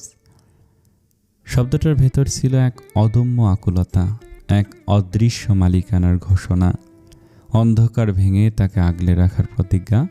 সে ভাবছিল পৃথিবীর প্রতিটি ঝড়ঝাপটা থেকে দিশাকে বাঁচিয়ে রাখবে নিজের বুকে চেপে। অথচ এই প্রতিশ্রুতির কথা দিশা জানি না, তার অজান্তেই তৈরি হচ্ছে সেই গভীর অবিনশ্বর বন্ধন। ক্লাস শেষ করে বিকেলের সোনালি আলোয় তিনজন একসাথে হাঁটছিল, দিশা, আরিয়ান আর কথা। ভার্সিটির বিশাল গ্রাউন্ডে পায়ের শব্দ নিস্তব্ধতার ভেতর ছড়িয়ে পড়ছিল। দিশা আর আরিয়ান নিজেদের গল্পে ডুবেছিল, আর কথা নীরবে তাদের কথোপকথন শুনছিল আর মাথা নাড়ছিল। হঠাৎই নিস্তব্ধতাকে ভেদ করে কথার মুখ থেকে বেরিয়ে এলো এক তীক্ষ্ণ আর্তনাদ, আহ! দিশা আর আরিয়ান দুজনে চমকে উঠে থেমে গেল। তারা তাকিয়ে দেখল কথার মুখ ফ্যাকাশে হয়ে গেছে, কপালে ঘাম জমে উঠেছে, ওর পা থেকে রক্ত গড়িয়ে পড়ছে। যন্ত্রণায় কথা কাতর হয়ে দাঁড়াতেই পারছিল না, তাই খানিক পা চেপে ধরে ঝুঁকে গিয়েছে। দিশা দৌড়ে গিয়ে হাত ধরে তাকে সাপোর্ট দিল। আরিয়ান দ্রুত চারপাশ দেখল, তারপর কাছের একটা ব্রেঞ্চে বসিয়ে দিল কথাকে। গ্রাউন্ডে এমন সারি সারি অনেক কাঠের ব্রেঞ্চ ছিল। আরিয়ান নিজে ব্রেঞ্চে বসল না, মাটিতে হাঁটু গেড়ে বসে কথার পা নিজের হাতে তুলে নিল। তার কণ্ঠে শোনা গেল উদ্বেগ, এত রক্ত পড়ছে কেন, দেখি জুতা খোলো। দিশা হন্তদন্ত হয়ে বলল, কি হলো হঠাৎ? কথা কষ্ট চাপা দিয়ে দুর্বল হাসি দিয়ে বোঝাতে চাইল কিছু হয়নি, সে ঠিক আছে, কিন্তু কথার চোখের ভেজা আভা অন্য সত্য প্রকাশ করে দিল। আরিয়ান ভুরু কুঁচকে ধমক দিয়ে বলল, চুপ, নড়াচড়া করো না। চোখ নামিয়ে ভদ্রমেয়ের মতো স্থির হয়ে গেল কথা। শুধু চোখে পানি জমে উঠল, যা সে লুকোনোর চেষ্টা করছিল। জুতা খোলার সাথে সাথেই ধরা পড়ল সমস্যাটা। কথার পায়ের তালুতে বড়সড় এক টুকরো কাঁচ ঢুকে আছে। আরিয়ান দেরি করল না, খালি হাতে সেই বড় কাঁচটা বের করে আনলো। রক্ত ছিটকে সাথে সাথে বের হয়ে এলো, তবু আশ্চর্যজনকভাবে এবার একটিও শব্দ করল না কথা। ঠোঁট কামড়ে ব্যথা গিলে নিল। আরিয়ান এক ঝলক তাকালো তার দিকে, রক্তে ভেজা পা, লাল হয়ে ওঠা মুখ, আর চোখে আটকে রাখা জেদি অশ্রু। সবকিছু মায়ার স্রোতে ভাসিয়ে নিল সে। দিশা রাগ মেশানো কণ্ঠে গালি দিল আর বলল, মাই গড, রাস্তায় কাজ রাখে কোন শালারা। আরিয়ান শান্ত স্বরে বলল, দিশা, আমার ব্যাগে ফার্স্ট এইড বক্স আছে, বের কর কুইক। দিশা তাড়াহুড়ো করে আরিয়ানের ব্যাগে হাতড়ে সেটি বের করে দিল। আরিয়ান তুলে নিল, স্যাভলনে ভেজিয়ে ক্ষতটা ধীরে ধীরে পরিষ্কার করতে লাগলো। কথার শরীরটা সামান্য কেঁপে উঠছিল, কিন্তু সে কিছু বলছিল না। আরিয়ান পরম যত্নে ব্যান্ডেজ বেঁধে দিল, এমনভাবে নিজের কোনো প্রিয় জিনিসকে আগলে রাখছে। কাজ শেষ হতেই দিশা গভীর শ্বাস ফেলল। এই পা নিয়ে হাঁটতে পারবি কি? মনে তো হচ্ছে না। কথা হিসেবে বোঝালো সে পারবে, সবই পারবে। আরিয়ানের বিরক্ত ভঙ্গিতে শার্টের হাতা গোটাতে গোটাতে হাসলো, ঠান্ডা কণ্ঠে বলল, হ্যাঁ, আমরা জানি তুমি সবই পারবে। দিশা, একটা রিক্সা ডেকে আন। দিশা খানিকটা বিস্মিত হলো। আরিয়ানের কণ্ঠে এক ধরনের রাগ মেশানো স্নেহ বাজলো, আর আরিয়ানের এমন পদক্ষেপ সে পুরোপুরি বুঝতে পারছিল না, তবু তর্ক না করে দ্রুত রিক্সা ডাকলো। কথা তখনও ভাবছিল আরিয়ান হঠাৎ এভাবে কেন বিরক্ত হলো। তার ভাবনা শেষ হওয়ার আগে আরিয়ান হঠাৎ ঝুঁকে তাকে দুই হাত দিয়ে পাজো কোলে তুলে নিল। এভাবে করে এক নিঃশ্বাসে কয়েক কদম হাঁটল, তারপর আস্তে করে রিক্সায় বসিয়ে দিল। কথা অবাক, এভাবে হঠাৎ কেউ তাকে কোলে তুলবে তার কল্পনার বাইরে ছিল। সে প্রতিক্রিয়া করার সময় পেল না, মনে হচ্ছিল পুরোটা ঘটেছে চোখের পলকে। দিশা কিন্তু অবাক হলো না, কারণ সে জানে আরিয়ান এরকমই, ভেতরে যতটা ভালো বাইরে ঠিক ততটাই সাহায্যপ্রবণ ও স্নেহশীল। রিক্সাওয়ালাকে ঠিকানা বলে দিলে দিশা, রিক্সা ছেড়ে দিতে আরিয়ান নিশ্চুপ দাঁড়িয়ে থাকলো, যতক্ষণ না কথাকে নিয়ে রিক্সাটা চোখের আড়ালে মিলিয়ে গেল। তারপর দিশা এগিয়ে এসে এক হাত রাখলো আরিয়ানের গলায়, হেসে বলল, চল ভাই, চল যাই বড় ভাই। আরিয়ান ঘাড় ঘুরিয়ে তাকিয়ে হাসল, চল ছোট ভাই। এরপর দুজনেই একসাথে হেসে উঠল। বাইরের সবার কাছে দিশা হয়তো কঠোর, জেদি, কারো কাছে নির্দয় মনে হতে পারে, কিন্তু পরিবারের কাছে ভাই বোনদের সাথে সে একেবারেই অন্য মানুষ, সহজ, সরল, অমায়িক। আর সেটাই দিশার প্রকৃত রূপ। রিকশার চাকার ঘর্ষণে ধুলো উঠছিল রাস্তায়, হাওয়া কানে বাজছিল, কিন্তু কথার মন যেন অন্য কোথাও ডুবে গেছে। পায়ের ব্যথা, রক্ত, এসব কোনো এক মুহূর্তে গৌণ হয়ে গেছে তার কাছে। বারবার চোখের সামনে ভেসে উঠেছিল কিছুক্ষণ আগের দৃশ্যটা, আরিয়ানের 2 হাতের দৃঢ় আলিঙ্গন, পাজো কোলে তুলে নেওয়ার ভঙ্গি, আর সেই নিঃশব্দ অথচ সুরক্ষাময় আচরণ। কথা চোখ নামিয়ে রাখল, বুকের ভেতর এক অচেনা কম্পন হচ্ছে। অজান্তেই সে ঠোঁট কামড়ে ধরল, অবাধ্য অশ্রু আটকাতে। এটা কি স্বাভাবিক? কেন এমন হচ্ছে তার মনে হচ্ছিল সেই মুহূর্তে সময় থেমে গিয়েছিল। চারপাশের কোলাহল, দিশার ব্যস্ততা, কলেজের মাঠ, সব কিছু মিলে গিয়েছিল। শুধু আরিয়ানের শক্ত হাতের ভরসা, বুকের কাছে তোলা নিজের দুর্বল দেহটাই মনে যেন বেঁচে ছিল। রিকশার ঝাঁকুনিতে কথার মনে হলো ওর শরীরটা কেঁপে উঠছে, অথচ সেটা শুধু ব্যথার জন্য নয়, বরং কোথাও যেন এক মিষ্টি আতঙ্ক কাজ করছে। যদি ওর চোখে আমার এ কাঁপন ধরা পড়ে, যদি আরিয়ান বুঝে ফেলে, সে জানে আরিয়ান হয়তো এটা নিছক সাহায্য হিসেবেই করেছে। দিশার ভাই, স্বভাবগত সোজাসাপটা ছেলে, কিন্তু কথার ভেতরে যে ঝড়টা বয়ে যাচ্ছে সেটা নিছক কোনো সাহায্যের প্রতিক্রিয়া নয়। হয়তো এটাকে বলা চলে এক ধরনের অচেনা টান, যেখানে কৃতজ্ঞতা আর বিস্ময় মিশে গিয়ে তৈরি করেছে অদ্ভুত উষ্ণতা। ওর চোখ ভিজে এলো আবারও। কেন যেন ইচ্ছে করছে ব্যথাটা আরও বাড়ুক, শুধু আরেকবার সে হাতগুলো আমাকে পরম মমতায় আগলে নিক। কথায় নিজেরই এই চিন্তাকে চমকে গেল। হঠাৎ মনে হলো এ কী করে ভাবতে পারল সে। মাথা ঝাঁকিয়ে মনটা অন্যদিকে সরানোর চেষ্টা করলো, কিন্তু বুকের ভেতর যে কাঁপুনি বয়ে যাচ্ছে সেটা কোনোভাবে থামছে না। রিকশা যখন গলিপথে ঢুকে পড়ল, সূর্যের আলো ম্লান হয়ে আসছিল। কথা চুপচাপ নিজের হাত দিয়ে ব্যান্ডেজ ধরা পা ছুঁয়ে দিল। স্পর্শে যেন এখন লেগে আছে আরিয়ানের আঙ্গুলের উষ্ণতা। ওর মনে হচ্ছিল এমন করে যদি কেউ যত্ন করে চিরকাল পাশে থাকে, এটা প্রথমবার এমন যত্নের ফল হয়তো। তার নাজুক মন হয়তো সামান্য সাহায্যকেই বেশি কিছু ভাবছে। এইভাবে নিজের মনকে বাদ সাধল। এসব অনুভূতির জন্য তার নয়, একেবারেই নয়। সন্ধ্যের আলো ধীরে ধীরে ঝিমিয়ে আসছে। বাড়ির বারান্দা জুড়ে হালকা বাতাস বইছে। ভেতরে অন্যরকম এক প্রাণচাঞ্চল্য। দিশা আর আরিয়ান অনেক আগেই ফিরে এসেছে ভার্সিটি থেকে। অর্পিও প্রাইভেট পড়ে সাঁঝের আধার গাঢ় হওয়ার আগ মুহূর্তে বাড়িতে পা রাখল। এই সময়টুকু তাদের আড্ডার, হাসি ঠাট্টার। সন্ধ্যা মানেই একসাথে কাটানো কিছু স্মৃতি জাগ্রত করা। আরসি রান্নাঘরে দাঁড়িয়ে গরম গরম পকোড়া ভাজছে। তেলে ঝলসে ওঠা শব্দে ঘর ভরে যাচ্ছে। পাশে সীমা আর ফারিয়া হাত লাগাচ্ছে কাজে। আর সেই সঙ্গে মাহফুজা বেগম বরাবরের মতোই পান সাজাচ্ছেন, পানের নির্দিষ্ট পাত্রে যত্ন করে। ড্রয়িং রুমে তখন ভরপুর আড্ডা। দিশা, রিহান, আরিয়ান সবাই হাসি আর খুনসুটিতে ডুবে আছে। ঋতিবকে ডাকা হলেও সে নিজের পড়ায় ব্যস্ত, তাই আর বিরক্ত করা হয়নি। এমনিতেও এরকম আড্ডায় সে উপস্থিত থাকে না, তার বরাবর শান্তিপ্রিয় স্থান পছন্দ। এদিকে অর্পি ফ্রেশ হয়ে এসে নীরবে বসলো দাদির পাশে। ঠিক তখনই ভিডিও কলে যোগ দিল সীমান্ত। আরিয়ান ল্যাপটপটা টেনে নিয়ে এসে সবার মাঝখানে রাখল। হাসি ঠাট্টায় জমে উঠল পরিবেশ। সীমান্ত আজ সকালে রওনা দিয়েছিল। কথার মাঝে হঠাৎ মাহফুজা বেগম দুষ্ট চোখে সীমান্তকে উদ্দেশ্য করে বললেন, শোন রে সীমান্ত, তোকে নিয়ে আমি একটুখানি ভেবেছি। সীমান্ত মিষ্টি হেসে জবাব দিল, কি ভেবেছ দাদি? কিছু আনবো নাকি তোমার জন্য? কি লাগবে শুধু মুখ ফুটে বলো একবার।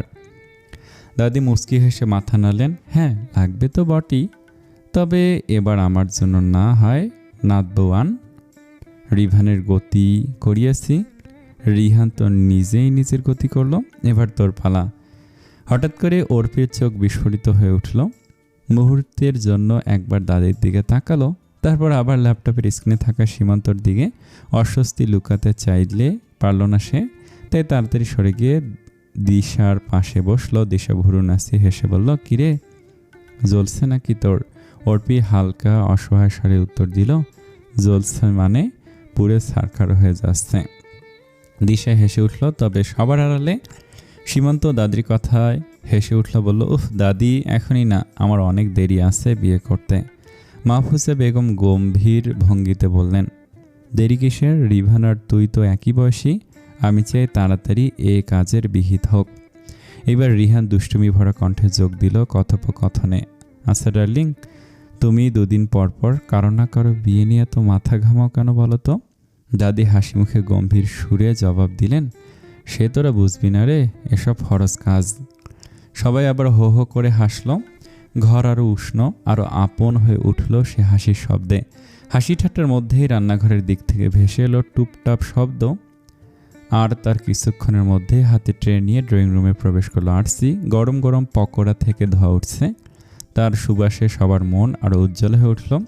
আরসি মিষ্টি হেসে বলল, নাও সবাই গরম গরম পকোড়া টেস্ট করে বলো দেখি কেমন হয়েছে। সবার হাতে গরম পকোড়া পৌঁছে গেল, আর যে যার মতো প্রশংসায় ভরিয়ে তুলল আরসিকে। আরসি তো এত প্রশংসায় আপ্লুত। এই সময় আরসিকে স্ক্রিনে দেখা যাচ্ছিল। স্ক্রিন থেকে সীমান্তর উচ্ছ্বসিত কণ্ঠ ভেসে এলো, ভাবি যে কেমন আছেন? আরসি হেসে জবাব দিল, আলহামদুলিল্লাহ ভালো আছি, আপনি কেমন আছেন? সীমান্ত মিষ্টি হাসি নিয়ে বলল, এই তো ভালো, তবে আপনার রান্না খুব মিস করি ভাবি। আরসি বলল, তাহলে ঠিক আছে, ছুটিতে অন্য কোথাও যাবেন না, সোজা এখানে চলে আসবেন। সবাই একসাথে থাকলে ঘরটা ভরা ভরা লাগে। সীমান্ত মাথা নেড়ে মুচকি হেসে বলল, তার বলতে এমন সময় দরজা ঠেলে ঘরে ঢুকলো রিভান। সোজা হাসপাতাল থেকে কিছু কেনাকাটা করে ফিরেছে। টেবিলে রাখলো প্যাকেট ভর্তি বার্গার, পিৎজা আর নানান সব ফাস্টফুড আইটেম। সবার উদ্দেশ্যে বলে, আমি ফ্রেশ হয়ে আসছি, তোমরা খেতে শুরু করো। আর আরসি সবাইকে সার্ভ করে দাও। হ্যাঁ। আরসি মাথা নাড়িয়ে একে একে সবাইকে সার্ভ করতে লাগলো। ঘরে ভরলো খাবারের সুবাস আর হাসির শব্দে। অর্পির জন্য আলাদা করে রাখা হলো তার প্রিয় চিকেন রোল। দিশা যেহেতু ভোজন রসিক, তার সবইতেই চলে। এছাড়া বাড়ির সবাই প্রায় ভোজন রসিক, কেবল অর্পি একটু খাওয়া নিয়ে বাজবিচার করে। খাওয়া দাওয়ার ফাঁকি সীমা ল্যাপটপের সামনে বসে সীমান্তকে বলল, সীমান্ত বাবা, তোকে ছাড়া ঘরটা একেবারে ফাঁকা ফাঁকা লাগে, শুধু শুধু গেলি। এখানে থেকে কি করা যেত না সব কাজবাজ? আবার কবে আসবি? সীমান্ত হাসলো তার আন্টির অবুঝপনায়, তবে বলল, ছুটি পেলে আসবো, তোমাকেই সবচেয়ে বেশি মিস করি, ইউ নো। সীমা কপাল কুঁচকে জিজ্ঞেস করলো, এই আগে বল, বুয়া রেখেছিস তো? রান্না কেমন করে? খেতে পারিস তো? তুই তো বুয়ার রান্না খেতেই পারিস না। সীমান্ত গভীর ভঙ্গিতে উত্তর দিল, বুয়া রাখিনি, নিজে রান্না করি। সীমা এবার মলিন চোখে তাকালো, আসতে বলল, আম্মা ঠিকই বলেছেন, তোর সত্যি বিয়ের দরকার। মাহফুজা বেগম তখন নিজের পান চিবোতে চিবোতে মুখ ঘুরিয়ে বললেন, তো আমাকে কেউ পাত্তাই দিল না। আমি কিন্তু মোটেও মজা করে বিয়ের কথা বলিনি, সত্যি বিয়েটা দরকার, একটা সঙ্গী প্রয়োজন। সীমান্ত মজা করে বলল, আরে তোমরাও না, আমি কি রান্নার জন্য বউ আনবো নাকি? আমি তো বউ আনবো শোকেজে সাজিয়ে রাখতে, মাঝে মাঝে শোকেজ থেকে বের করে টুপটাপ চুমু দিয়ে আবার রেখে দিব সাজিয়ে। এই শুনে এবার সবাই হো হো করে হেসে উঠল। রিহান তো হাততালি দিয়ে বলে উঠল, ভাই তুই প্লিজ নিজের ফর্মে থাক, সিরিয়াস হলে তোকে একদম মানায় না। এদিকে অর্পি নিঃশব্দে বসে আছে, ওড়নার কোনা আঙ্গুলে পেঁচাচ্ছে অস্থিরভাবে। তার চোখ নামানো, গাল হালকা লালছে, কিশোরী মন আবেগের তাড়নায় লজ্জার সীমা পেরিয়ে যাচ্ছে। দিশা পাশে বসে পিৎজা খাচ্ছিল। অর্পির অস্বাভাবিকতা লক্ষ্য করে খেতে খেতেই কোনোই দিয়ে অর্পিকে দিশা ধাক্কা দিয়ে বলল, এই মেয়েদের মতো এত মোচড়াচ্ছিস কেন? অর্পি ভুরু তুলে অবাক হয়ে দিশার দিকে তাকে বলল, তো আমি কি ছেলে নাকি? দিশা জিভ বার করে দাঁত কেটে হেসে বলল, হ্যাঁ তাই তো, তবে এত মোচড়াস না, ইউ লুক লাইক কেঁচো। অর্পি এসব কিছুই শুনছিল না, তার ভেতরটা শুধু লজ্জায় ভরে যাচ্ছিল। সীমান্তর কথাগুলো কানে বাজছিল বারবার। হাসি ঠাট্টার শব্দে ভরপুর ড্রয়িং রুমেও অর্পির বুক ধুকপুক করছিল অন্য এক ছন্দে। সীমা অর্পিকে ল্যাপটপের সামনে বসিয়ে বলল, তুই কথা বলতে থাক অর্পি, আমি একটু রান্নাটা দেখে আসি, না হলে এত কিছু একসাথে তোর ভাবি সামলাতে পারবে না।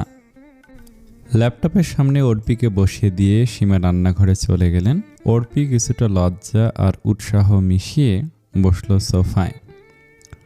এবার সীমান্তর দিকে তাকালো, তবে অর্পি মাথা তুলে দেখল তার পাশে ফারিহা দাঁড়িয়ে আছে। সে হালকা চুপচাপ। হঠাৎ অর্পি বলল, মা তুমি কথা বলবে না? ফারিহা একটু মিহি স্বরে তবে সরল হাসি নিয়ে বলল, আমার রান্নাঘরে কাজ আছে সোনা, তুই কথা বল, আমি যাচ্ছি। অর্পি সরল মনা হওয়ায় স্বাভাবিকভাবেই নিল কথাটা আর মাথা নাড়ল। মনে মনে ভাবল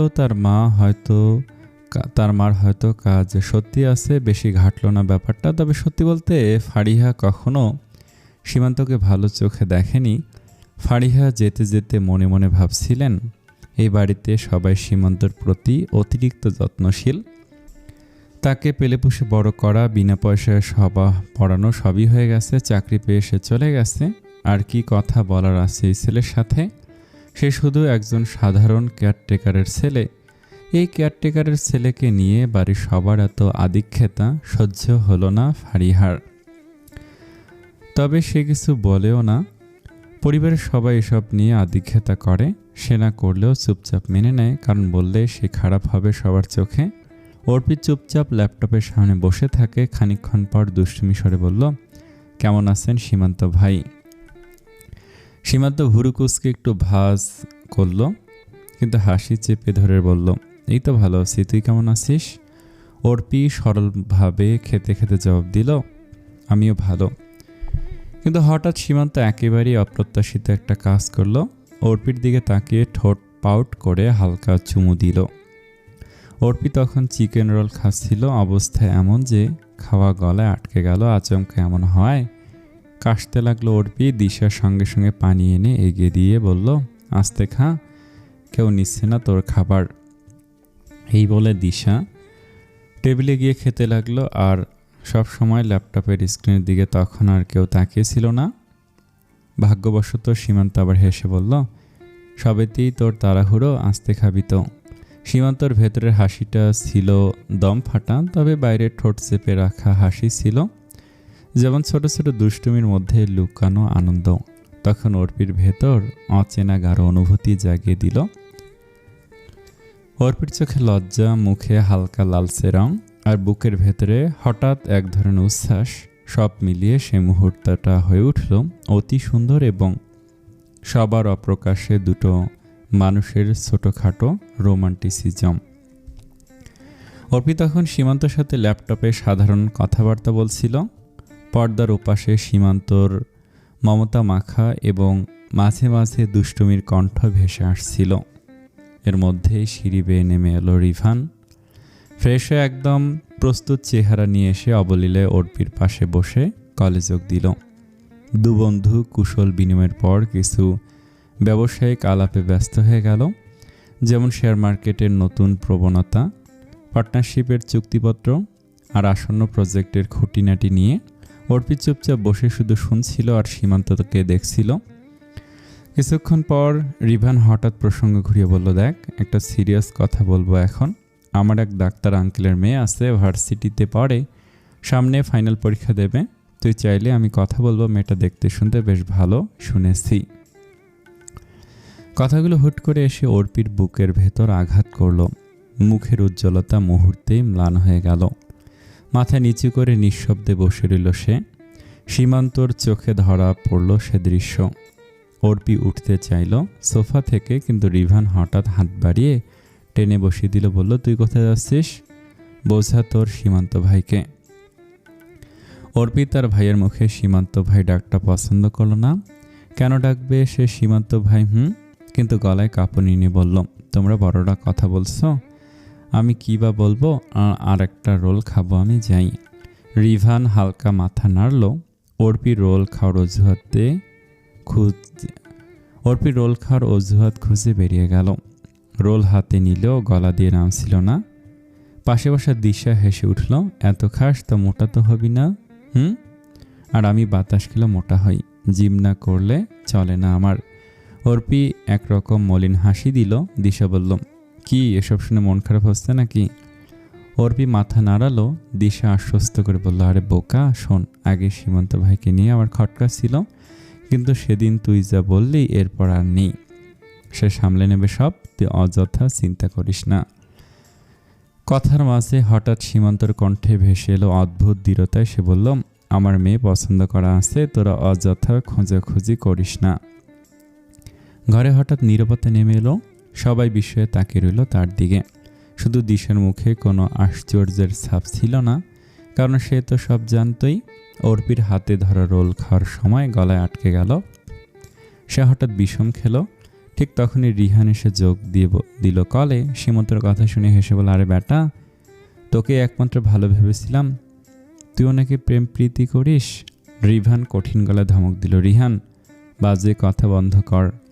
রিহান ঠোঁটে হালকা হাসি টেনে বলল, সরি ভাইয়া, জাস্ট মজা করছিলাম। রিহান এবার মনোযোগ ফেরালো সীমান্তর দিকে। শুনে ভালো লাগলো, কিন্তু বল, মেয়েকে কি করে, কেমন দেখতে? সীমান্ত হাসলো, এই ক্লান্ত হাসি হেসেই বলল, আরে থাম, শ্বাস নে আগে, দেখ। এটা শুনে সহজ লাগলেও খুব কমপ্লিকেটেড। রিহান আবার উত্তেজিত হয়ে বলল, কিসের কমপ্লিকেশন, ঠিকানা বল, মেয়ে তুলে এনে দেব। রিহান চোখ গরম করে উঠল, কঠিন দৃষ্টিতে তাকালো ওর দিকে। রিহান চুপ করে গেল, কারণ রিহান বড় ভাইয়ের ওপরে কখনো যায় না।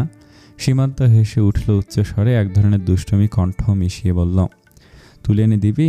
ওরও ভাই আছে, এবার নিজেকে বড় ভাই হয়ে বসে বলতো।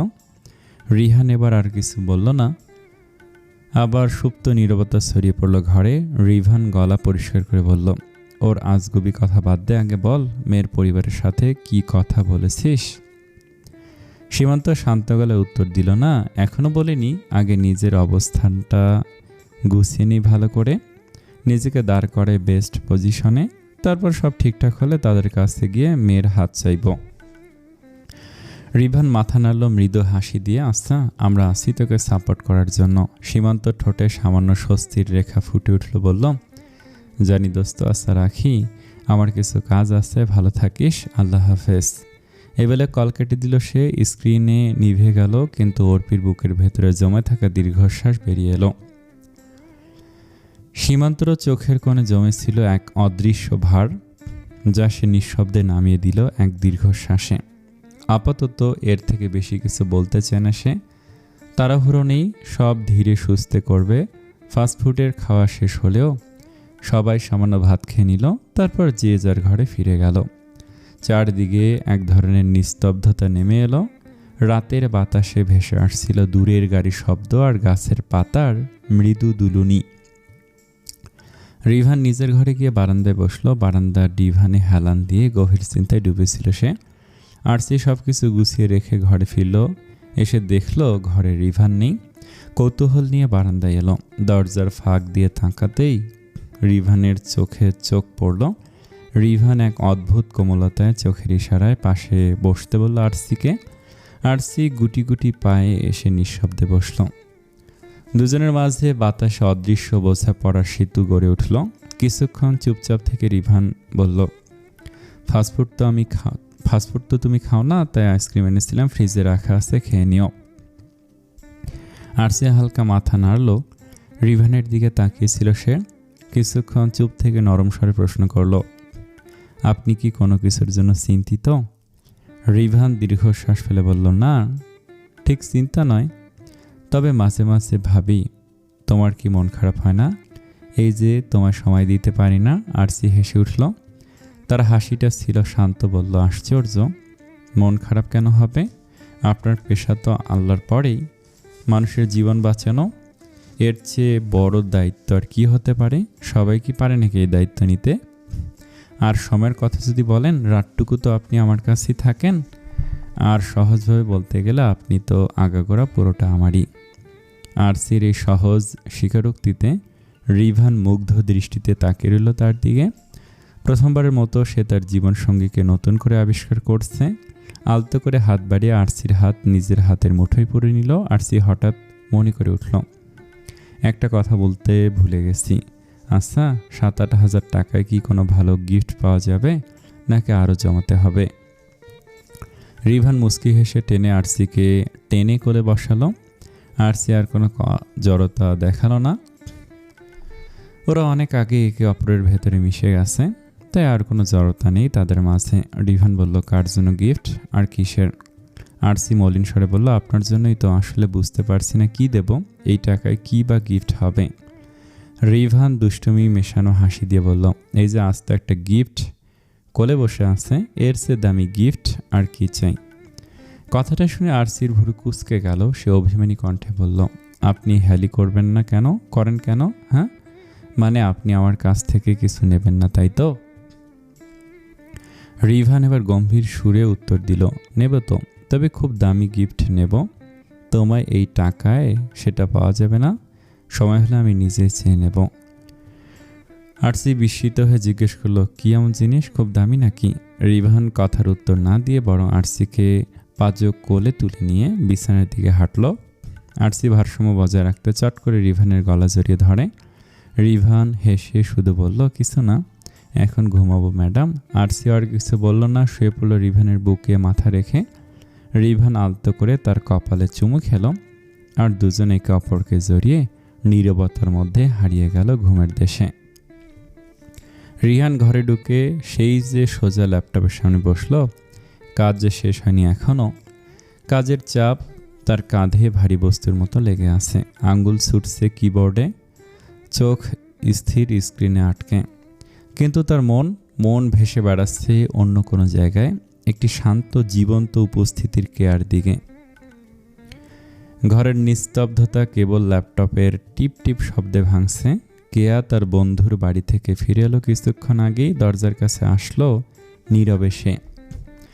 ক্লান্তি লুকোনো মুখ নিয়ে বাড়িতে ফিরে ওয়াশরুমে চলে যায়। সেখান থেকে ফ্রেশ হয়ে আসে। রাতের পোশাক পরে নিজের উপস্থিতি রিহানের কাছে প্রকাশ করতে চাইছে। রিহান এক পলক তাকালো। কেয়ার উপস্থিতি তার মনকে থমকে দিল। তবুও সে আবার কাজের জগতে ডুবে গেল। কিন্তু চোখের কোণে কেয়ার দিকে নজর রাখল। কেয়ার উপস্থিতি রিহানের মনকে জোরপূর্বক ডেকে আনছে। যদিও কেয়া এসব লক্ষ্য করেনি, সে ভাবছে রিহান তাকে লক্ষ্যই করছে না।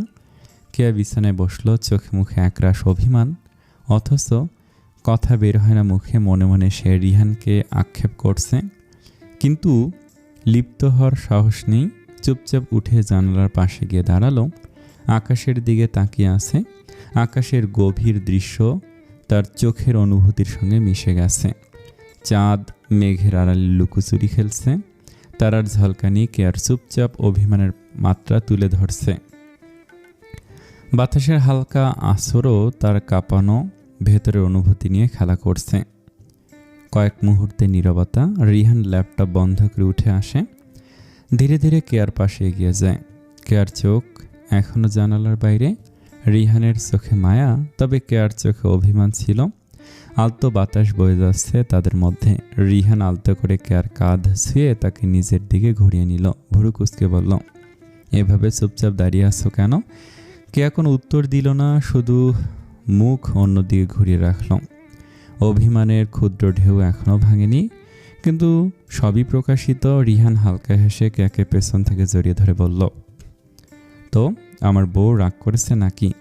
কেয়া চোখ মুখ ফিরিয়ে তাকালো।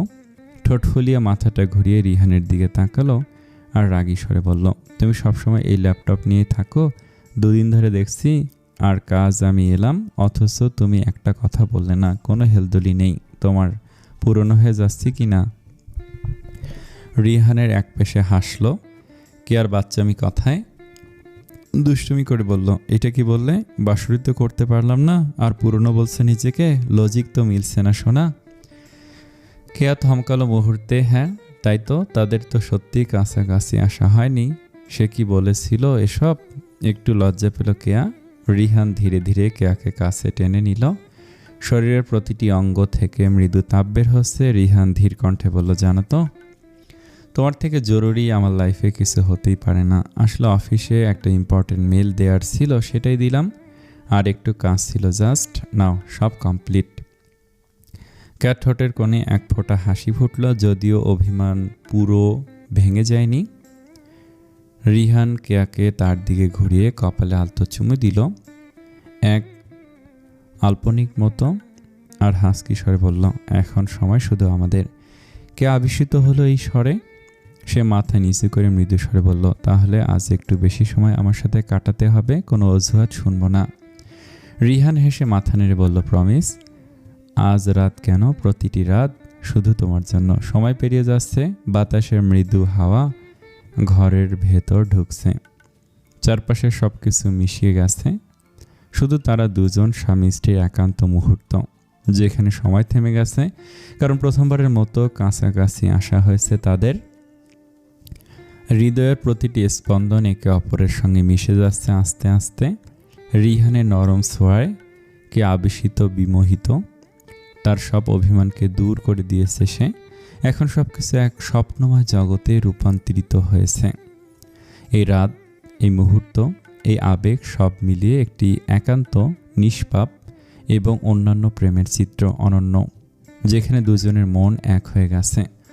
পৃথিবীর সব কিছু ফিকে হয়ে গেছে তাদের সামনে, শুধুই তারা দুজন, এই মুহূর্ত শুধুই তাদের। কেয়া ক্লান্তিতে চোখ বুজলেও রিহান ঘুমোয়নি। মুহূর্তটা ছিল একরাশ কোমলতা আর উত্তেজনার মিশ্রণ। ধীরে ধীরে রিহান কেয়ার হাতে হাত রাখল। স্পর্শটা ছিল মৃদু কিন্তু গভীর। আলতো চুমু দিলে সে স্থানে। বাতাসের হালকা ছোঁয়া ঘরে প্রবেশ করছে।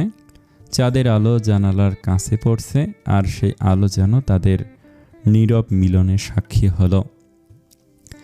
ধীরে ধীরে রিহান কেয়ার পাশে শুয়ে পড়ল। কেয়া নড়ে চড়ে ওঠে, চোখ খুলে প্রথমে কিছুটা অবাক, তারপর আস্থা নিয়ে রিহানের বুকে মাথা রাখল। তাদের দুই শরীর এক চাদরের নিচে মিলল। রিহান আলতো হাতে কেয়ার চুলে হাত বুলালো, তার কণ্ঠে ফিসফিস শব্দ করে বলল, কেয়া রানী, সম্পূর্ণ আমার হয়ে গেল। নিশ্চয়ই আর কোনো অভিযোগ নেই আমার মতো নিষ্পাপের প্রতি। কেয়া রিহানের কথা শুনে হেসে আলতো চাপড় দিল রিহানের বুকে। হ্যাঁ, কতটা নিষ্পাপ আজ দেখিয়ে দিয়েছে সে। তবে মুখে বলল না কিছু, কারণ রিহানের বুকে শুয়ে একান্ত শান্তি অনুভব করল। তার শরীরের প্রতিটি অঙ্গ রিহানের তাপে মানিয়ে নিয়েছে। নিঃশ্বাসের ছোঁয়া, হৃদয়ের স্পন্দন সব মিলিয়ে একটি অদৃশ্য বন্ধন তৈরি হয়েছে। রিহান কেয়ার চুলে আবার হাত বুলালো, আলতো চুমু দিল কানের কাছে। কেয়ার শরীরটা মৃদু কাঁপল, তবে মানিয়ে নিল সেই স্পর্শে। কেয়ার হাত রিহানকে শক্ত করে জড়িয়ে রাখল আর ধীর কণ্ঠে বলল, তোমার সাথে থাকলেই মনে হয় আমি পরিপূর্ণ। রিহান হাসল আর তার হাত কেয়ার কোমল উদরে বুলাতে লাগলো।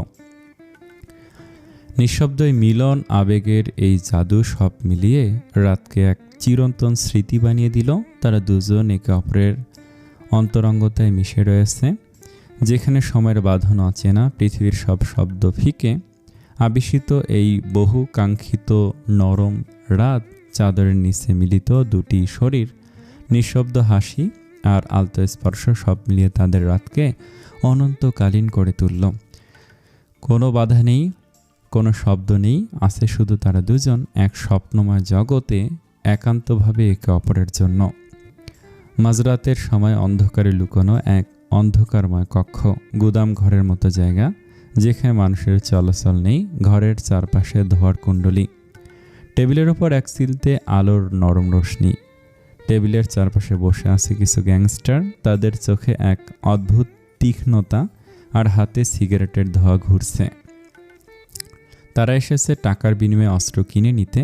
প্রথমে সোহেল রহমান ওরফে ফাদার কণ্ঠে নরম করে তবে আক্রমণাত্মক শক্তি নিয়ে বলল, দেখো ভাই, ইয়ে ডিল হামারে লিয়ে ফায়দামন্দ হে, সমঝ রহে হো? পাশে বসে থাকা গ্যাংস্টার বলল, yes, but we need to work quickly.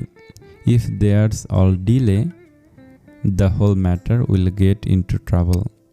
Sohel হালকা চুমুক নিল ড্রিঙ্কস থেকে আর সিগারেটের ধোঁয়া ছাড়ল। মুখে ঠান্ডা হাসি বলল, ভাই, টাইম তো हमारा पास है, पर ध्यान रखना कोई गलती नहीं होनी चाहिए।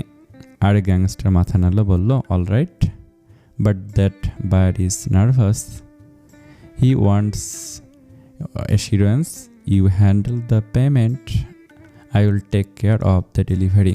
টেবিলের ওপর রাখা টাকার ব্যাগ, উল্টো দিকে রাখা কিছু অস্ত্র ভর্তি ব্যাগ, সবই কৌশলের অংশ। অন্ধকার কক্ষের নিঃশব্দে, পরিকল্পনার জটিলতা এবং বিপদের ঘ্রাণ ভেসে বেড়াচ্ছে। সোহেল ধীরে ধীরে বলল, হামারা কাম সাফ সুতরা হোনা চাইয়ে, কোই ভি শোর কোই ভি গলতি তো সামাজ লো খাতরা।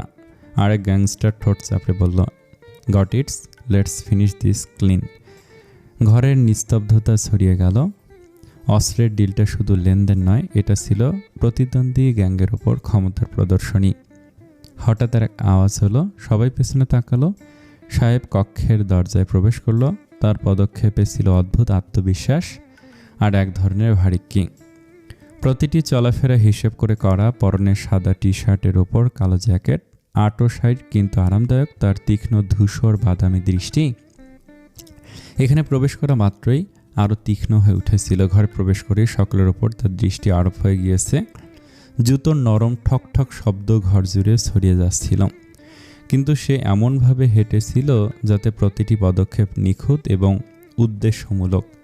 তার পকেটে একটা গান ছিল, যেটা সবসময় থাকে নিজের সুরক্ষা আর যে কোনো পরিস্থিতি সামলাতে। এটাই তার ছোট ভাই। তার নিখুঁত ভঙ্গিমার চলন বলন উপস্থিত সবাইকে আরও ভয় পাইয়ে দিচ্ছে। আজ সাহেবের চেহারায় ছিল চমকপ্রদভাবে আকর্ষণীয় মসৃণ ত্বক, নিখুঁত মুখের অনুরণন আর চোখে ছিল সেই তীক্ষ্ণতা যা দেখলে বোঝা যায় এখানে শুধু সৌন্দর্য নয়, এক অদৃশ্য আধিপত্য লুকিয়ে আছে। চোখে সতর্কতার ঝলক, হাতের ভঙ্গিমায় লুকোনো শক্তি, সব মিলিয়ে তার আশার ছোঁয়া কক্ষের প্রতিটি কোণকে স্পর্শ করল। এক অদ্ভুত প্রভাব ছড়িয়ে পড়ল, যা দেখলেই বোঝা যায় এখানে মাত্র তারই আধিপত্য। সাহেব বাঁকা হাসলো সবাইকে এক পলক দেখে, এগিয়ে এসে ফাদারের পাশে বসলো। ফাদার সবার সাথে পরিচয় করিয়ে দিতে দিতে বলল, ইয়ে মেরা বেটা। তার কণ্ঠে শক্তি আর অভিভাবকের আদেশের মিশ্রণ, আর সে গর্ব অনুভব করছে তা বোঝাই গেল। সাহেব সকলের কথা বলার সময় প্রত্যেক সংলাপ, প্রত্যেক পদক্ষেপ সমস্ত মনোযোগে চারপাশের পরিস্থিতি লক্ষ্য করছিল। ডিল ফাদার ফাইনাল করছিল। ফাইনাল হওয়ার পরে হঠাৎ চুপচাপ এক ব্যক্তি ব্যাগ নিয়ে ফাদারের মাথার দিকে বন্দুক ধরে আক্রমণ করতে চাইল, কিন্তু আগেই সাহেব চট করে তার হাতে বন্দুক ধরে তার দিকে তাক করে ফেলল। গর্জন স্বরে বলল, ফাদার ফাক, এই বলদরা আন্ডারগ্রাউন্ডে কিভাবে আসে? কোনো চালাকি নয় সোনা, চল ব্যাগ রাখ। লোকটা ব্যাগ রেখে দেয় ভয়ে। তাদের পক্ষে লোকজন ভয় পেয়ে যায়। এই দেখে ফাদার বাঁকা হাসি দিল, মনে মনে বলল, সাহেব সত্যি দুর্বোধ্য। ফাদারের চোখে ছিল সাহেবের কাজে মিশ্রিত বিস্ময় আর প্রশংসার ছোঁয়া। সাহেব ধীরে ধীরে ব্যাগ ঠিক জায়গায় রাখল, তারপর আবার চারপাশে নজর দিল। নীরব, নিখুঁতভাবে সব নিয়ন্ত্রণ তার হাতে। অস্ত্রের ডিল, গ্যাংস্টারদের খেল, সব মিলিয়ে এক অদ্ভুত নিঃশব্দ উত্তেজনার মঞ্চ, যেখানে শক্তি, চালাকি আর সাহসের মিশ্রণ একাকার। সাহেব ধীরে ধীরে সোফায় বসল। হাতের এক আঙুলে জ্বলন্ত সিগারেট ধরে রেখেছিল। ধোঁয়ায় তার মুখ মাঝে মাঝে অস্পষ্ট হচ্ছিল, মুখে এক ধরনের টান। সব কিছুই তার নিয়ন্ত্রণে। চারপাশে সবাই কেবল তাকিয়ে রইল সাহেবের দিকে, কেউ শব্দ ফোটাতে পারছে না মুখে। হঠাৎ সেই নীরবতাকে ভেঙে সাহেব সবাইকে চমকে বলল, the deal won't happen, there's only one things to say. সবাই চমকে তাকালো সাহেবের দিকে। ফাদার নিজেও চমকেছে, কারণ এই সম্পর্কে সাহেব কিছু বলেনি। সাহেব কি করতে চাইছে? এদিকে অন্য দলের প্রধান ভাবছে, মানে কি ডিল হবে না? মানে কি বলছে এই ছেলে? তারা কি বলার আগে সাহেব ধোয়া উড়িয়ে জল বাদামি চোখ নিয়ে হুঁশারি মিশ্রিত স্বরে ঘোষণা করল, মাল और पैसा दोनों हमको चाहिए। আসসালামু আলাইকুম। এই গল্পটা কেমন লাগছে কমেন্টে জানান। যদি একটু বিস্তারিত করা গল্পটা, তবে আমার অনেক ভালো লাগছে। সামনে অনেক সুন্দর সুন্দর কাহিনী আসবে। সবাই অনেক লাইক করবেন, সাপোর্ট করবেন। আসসালামু আলাইকুম।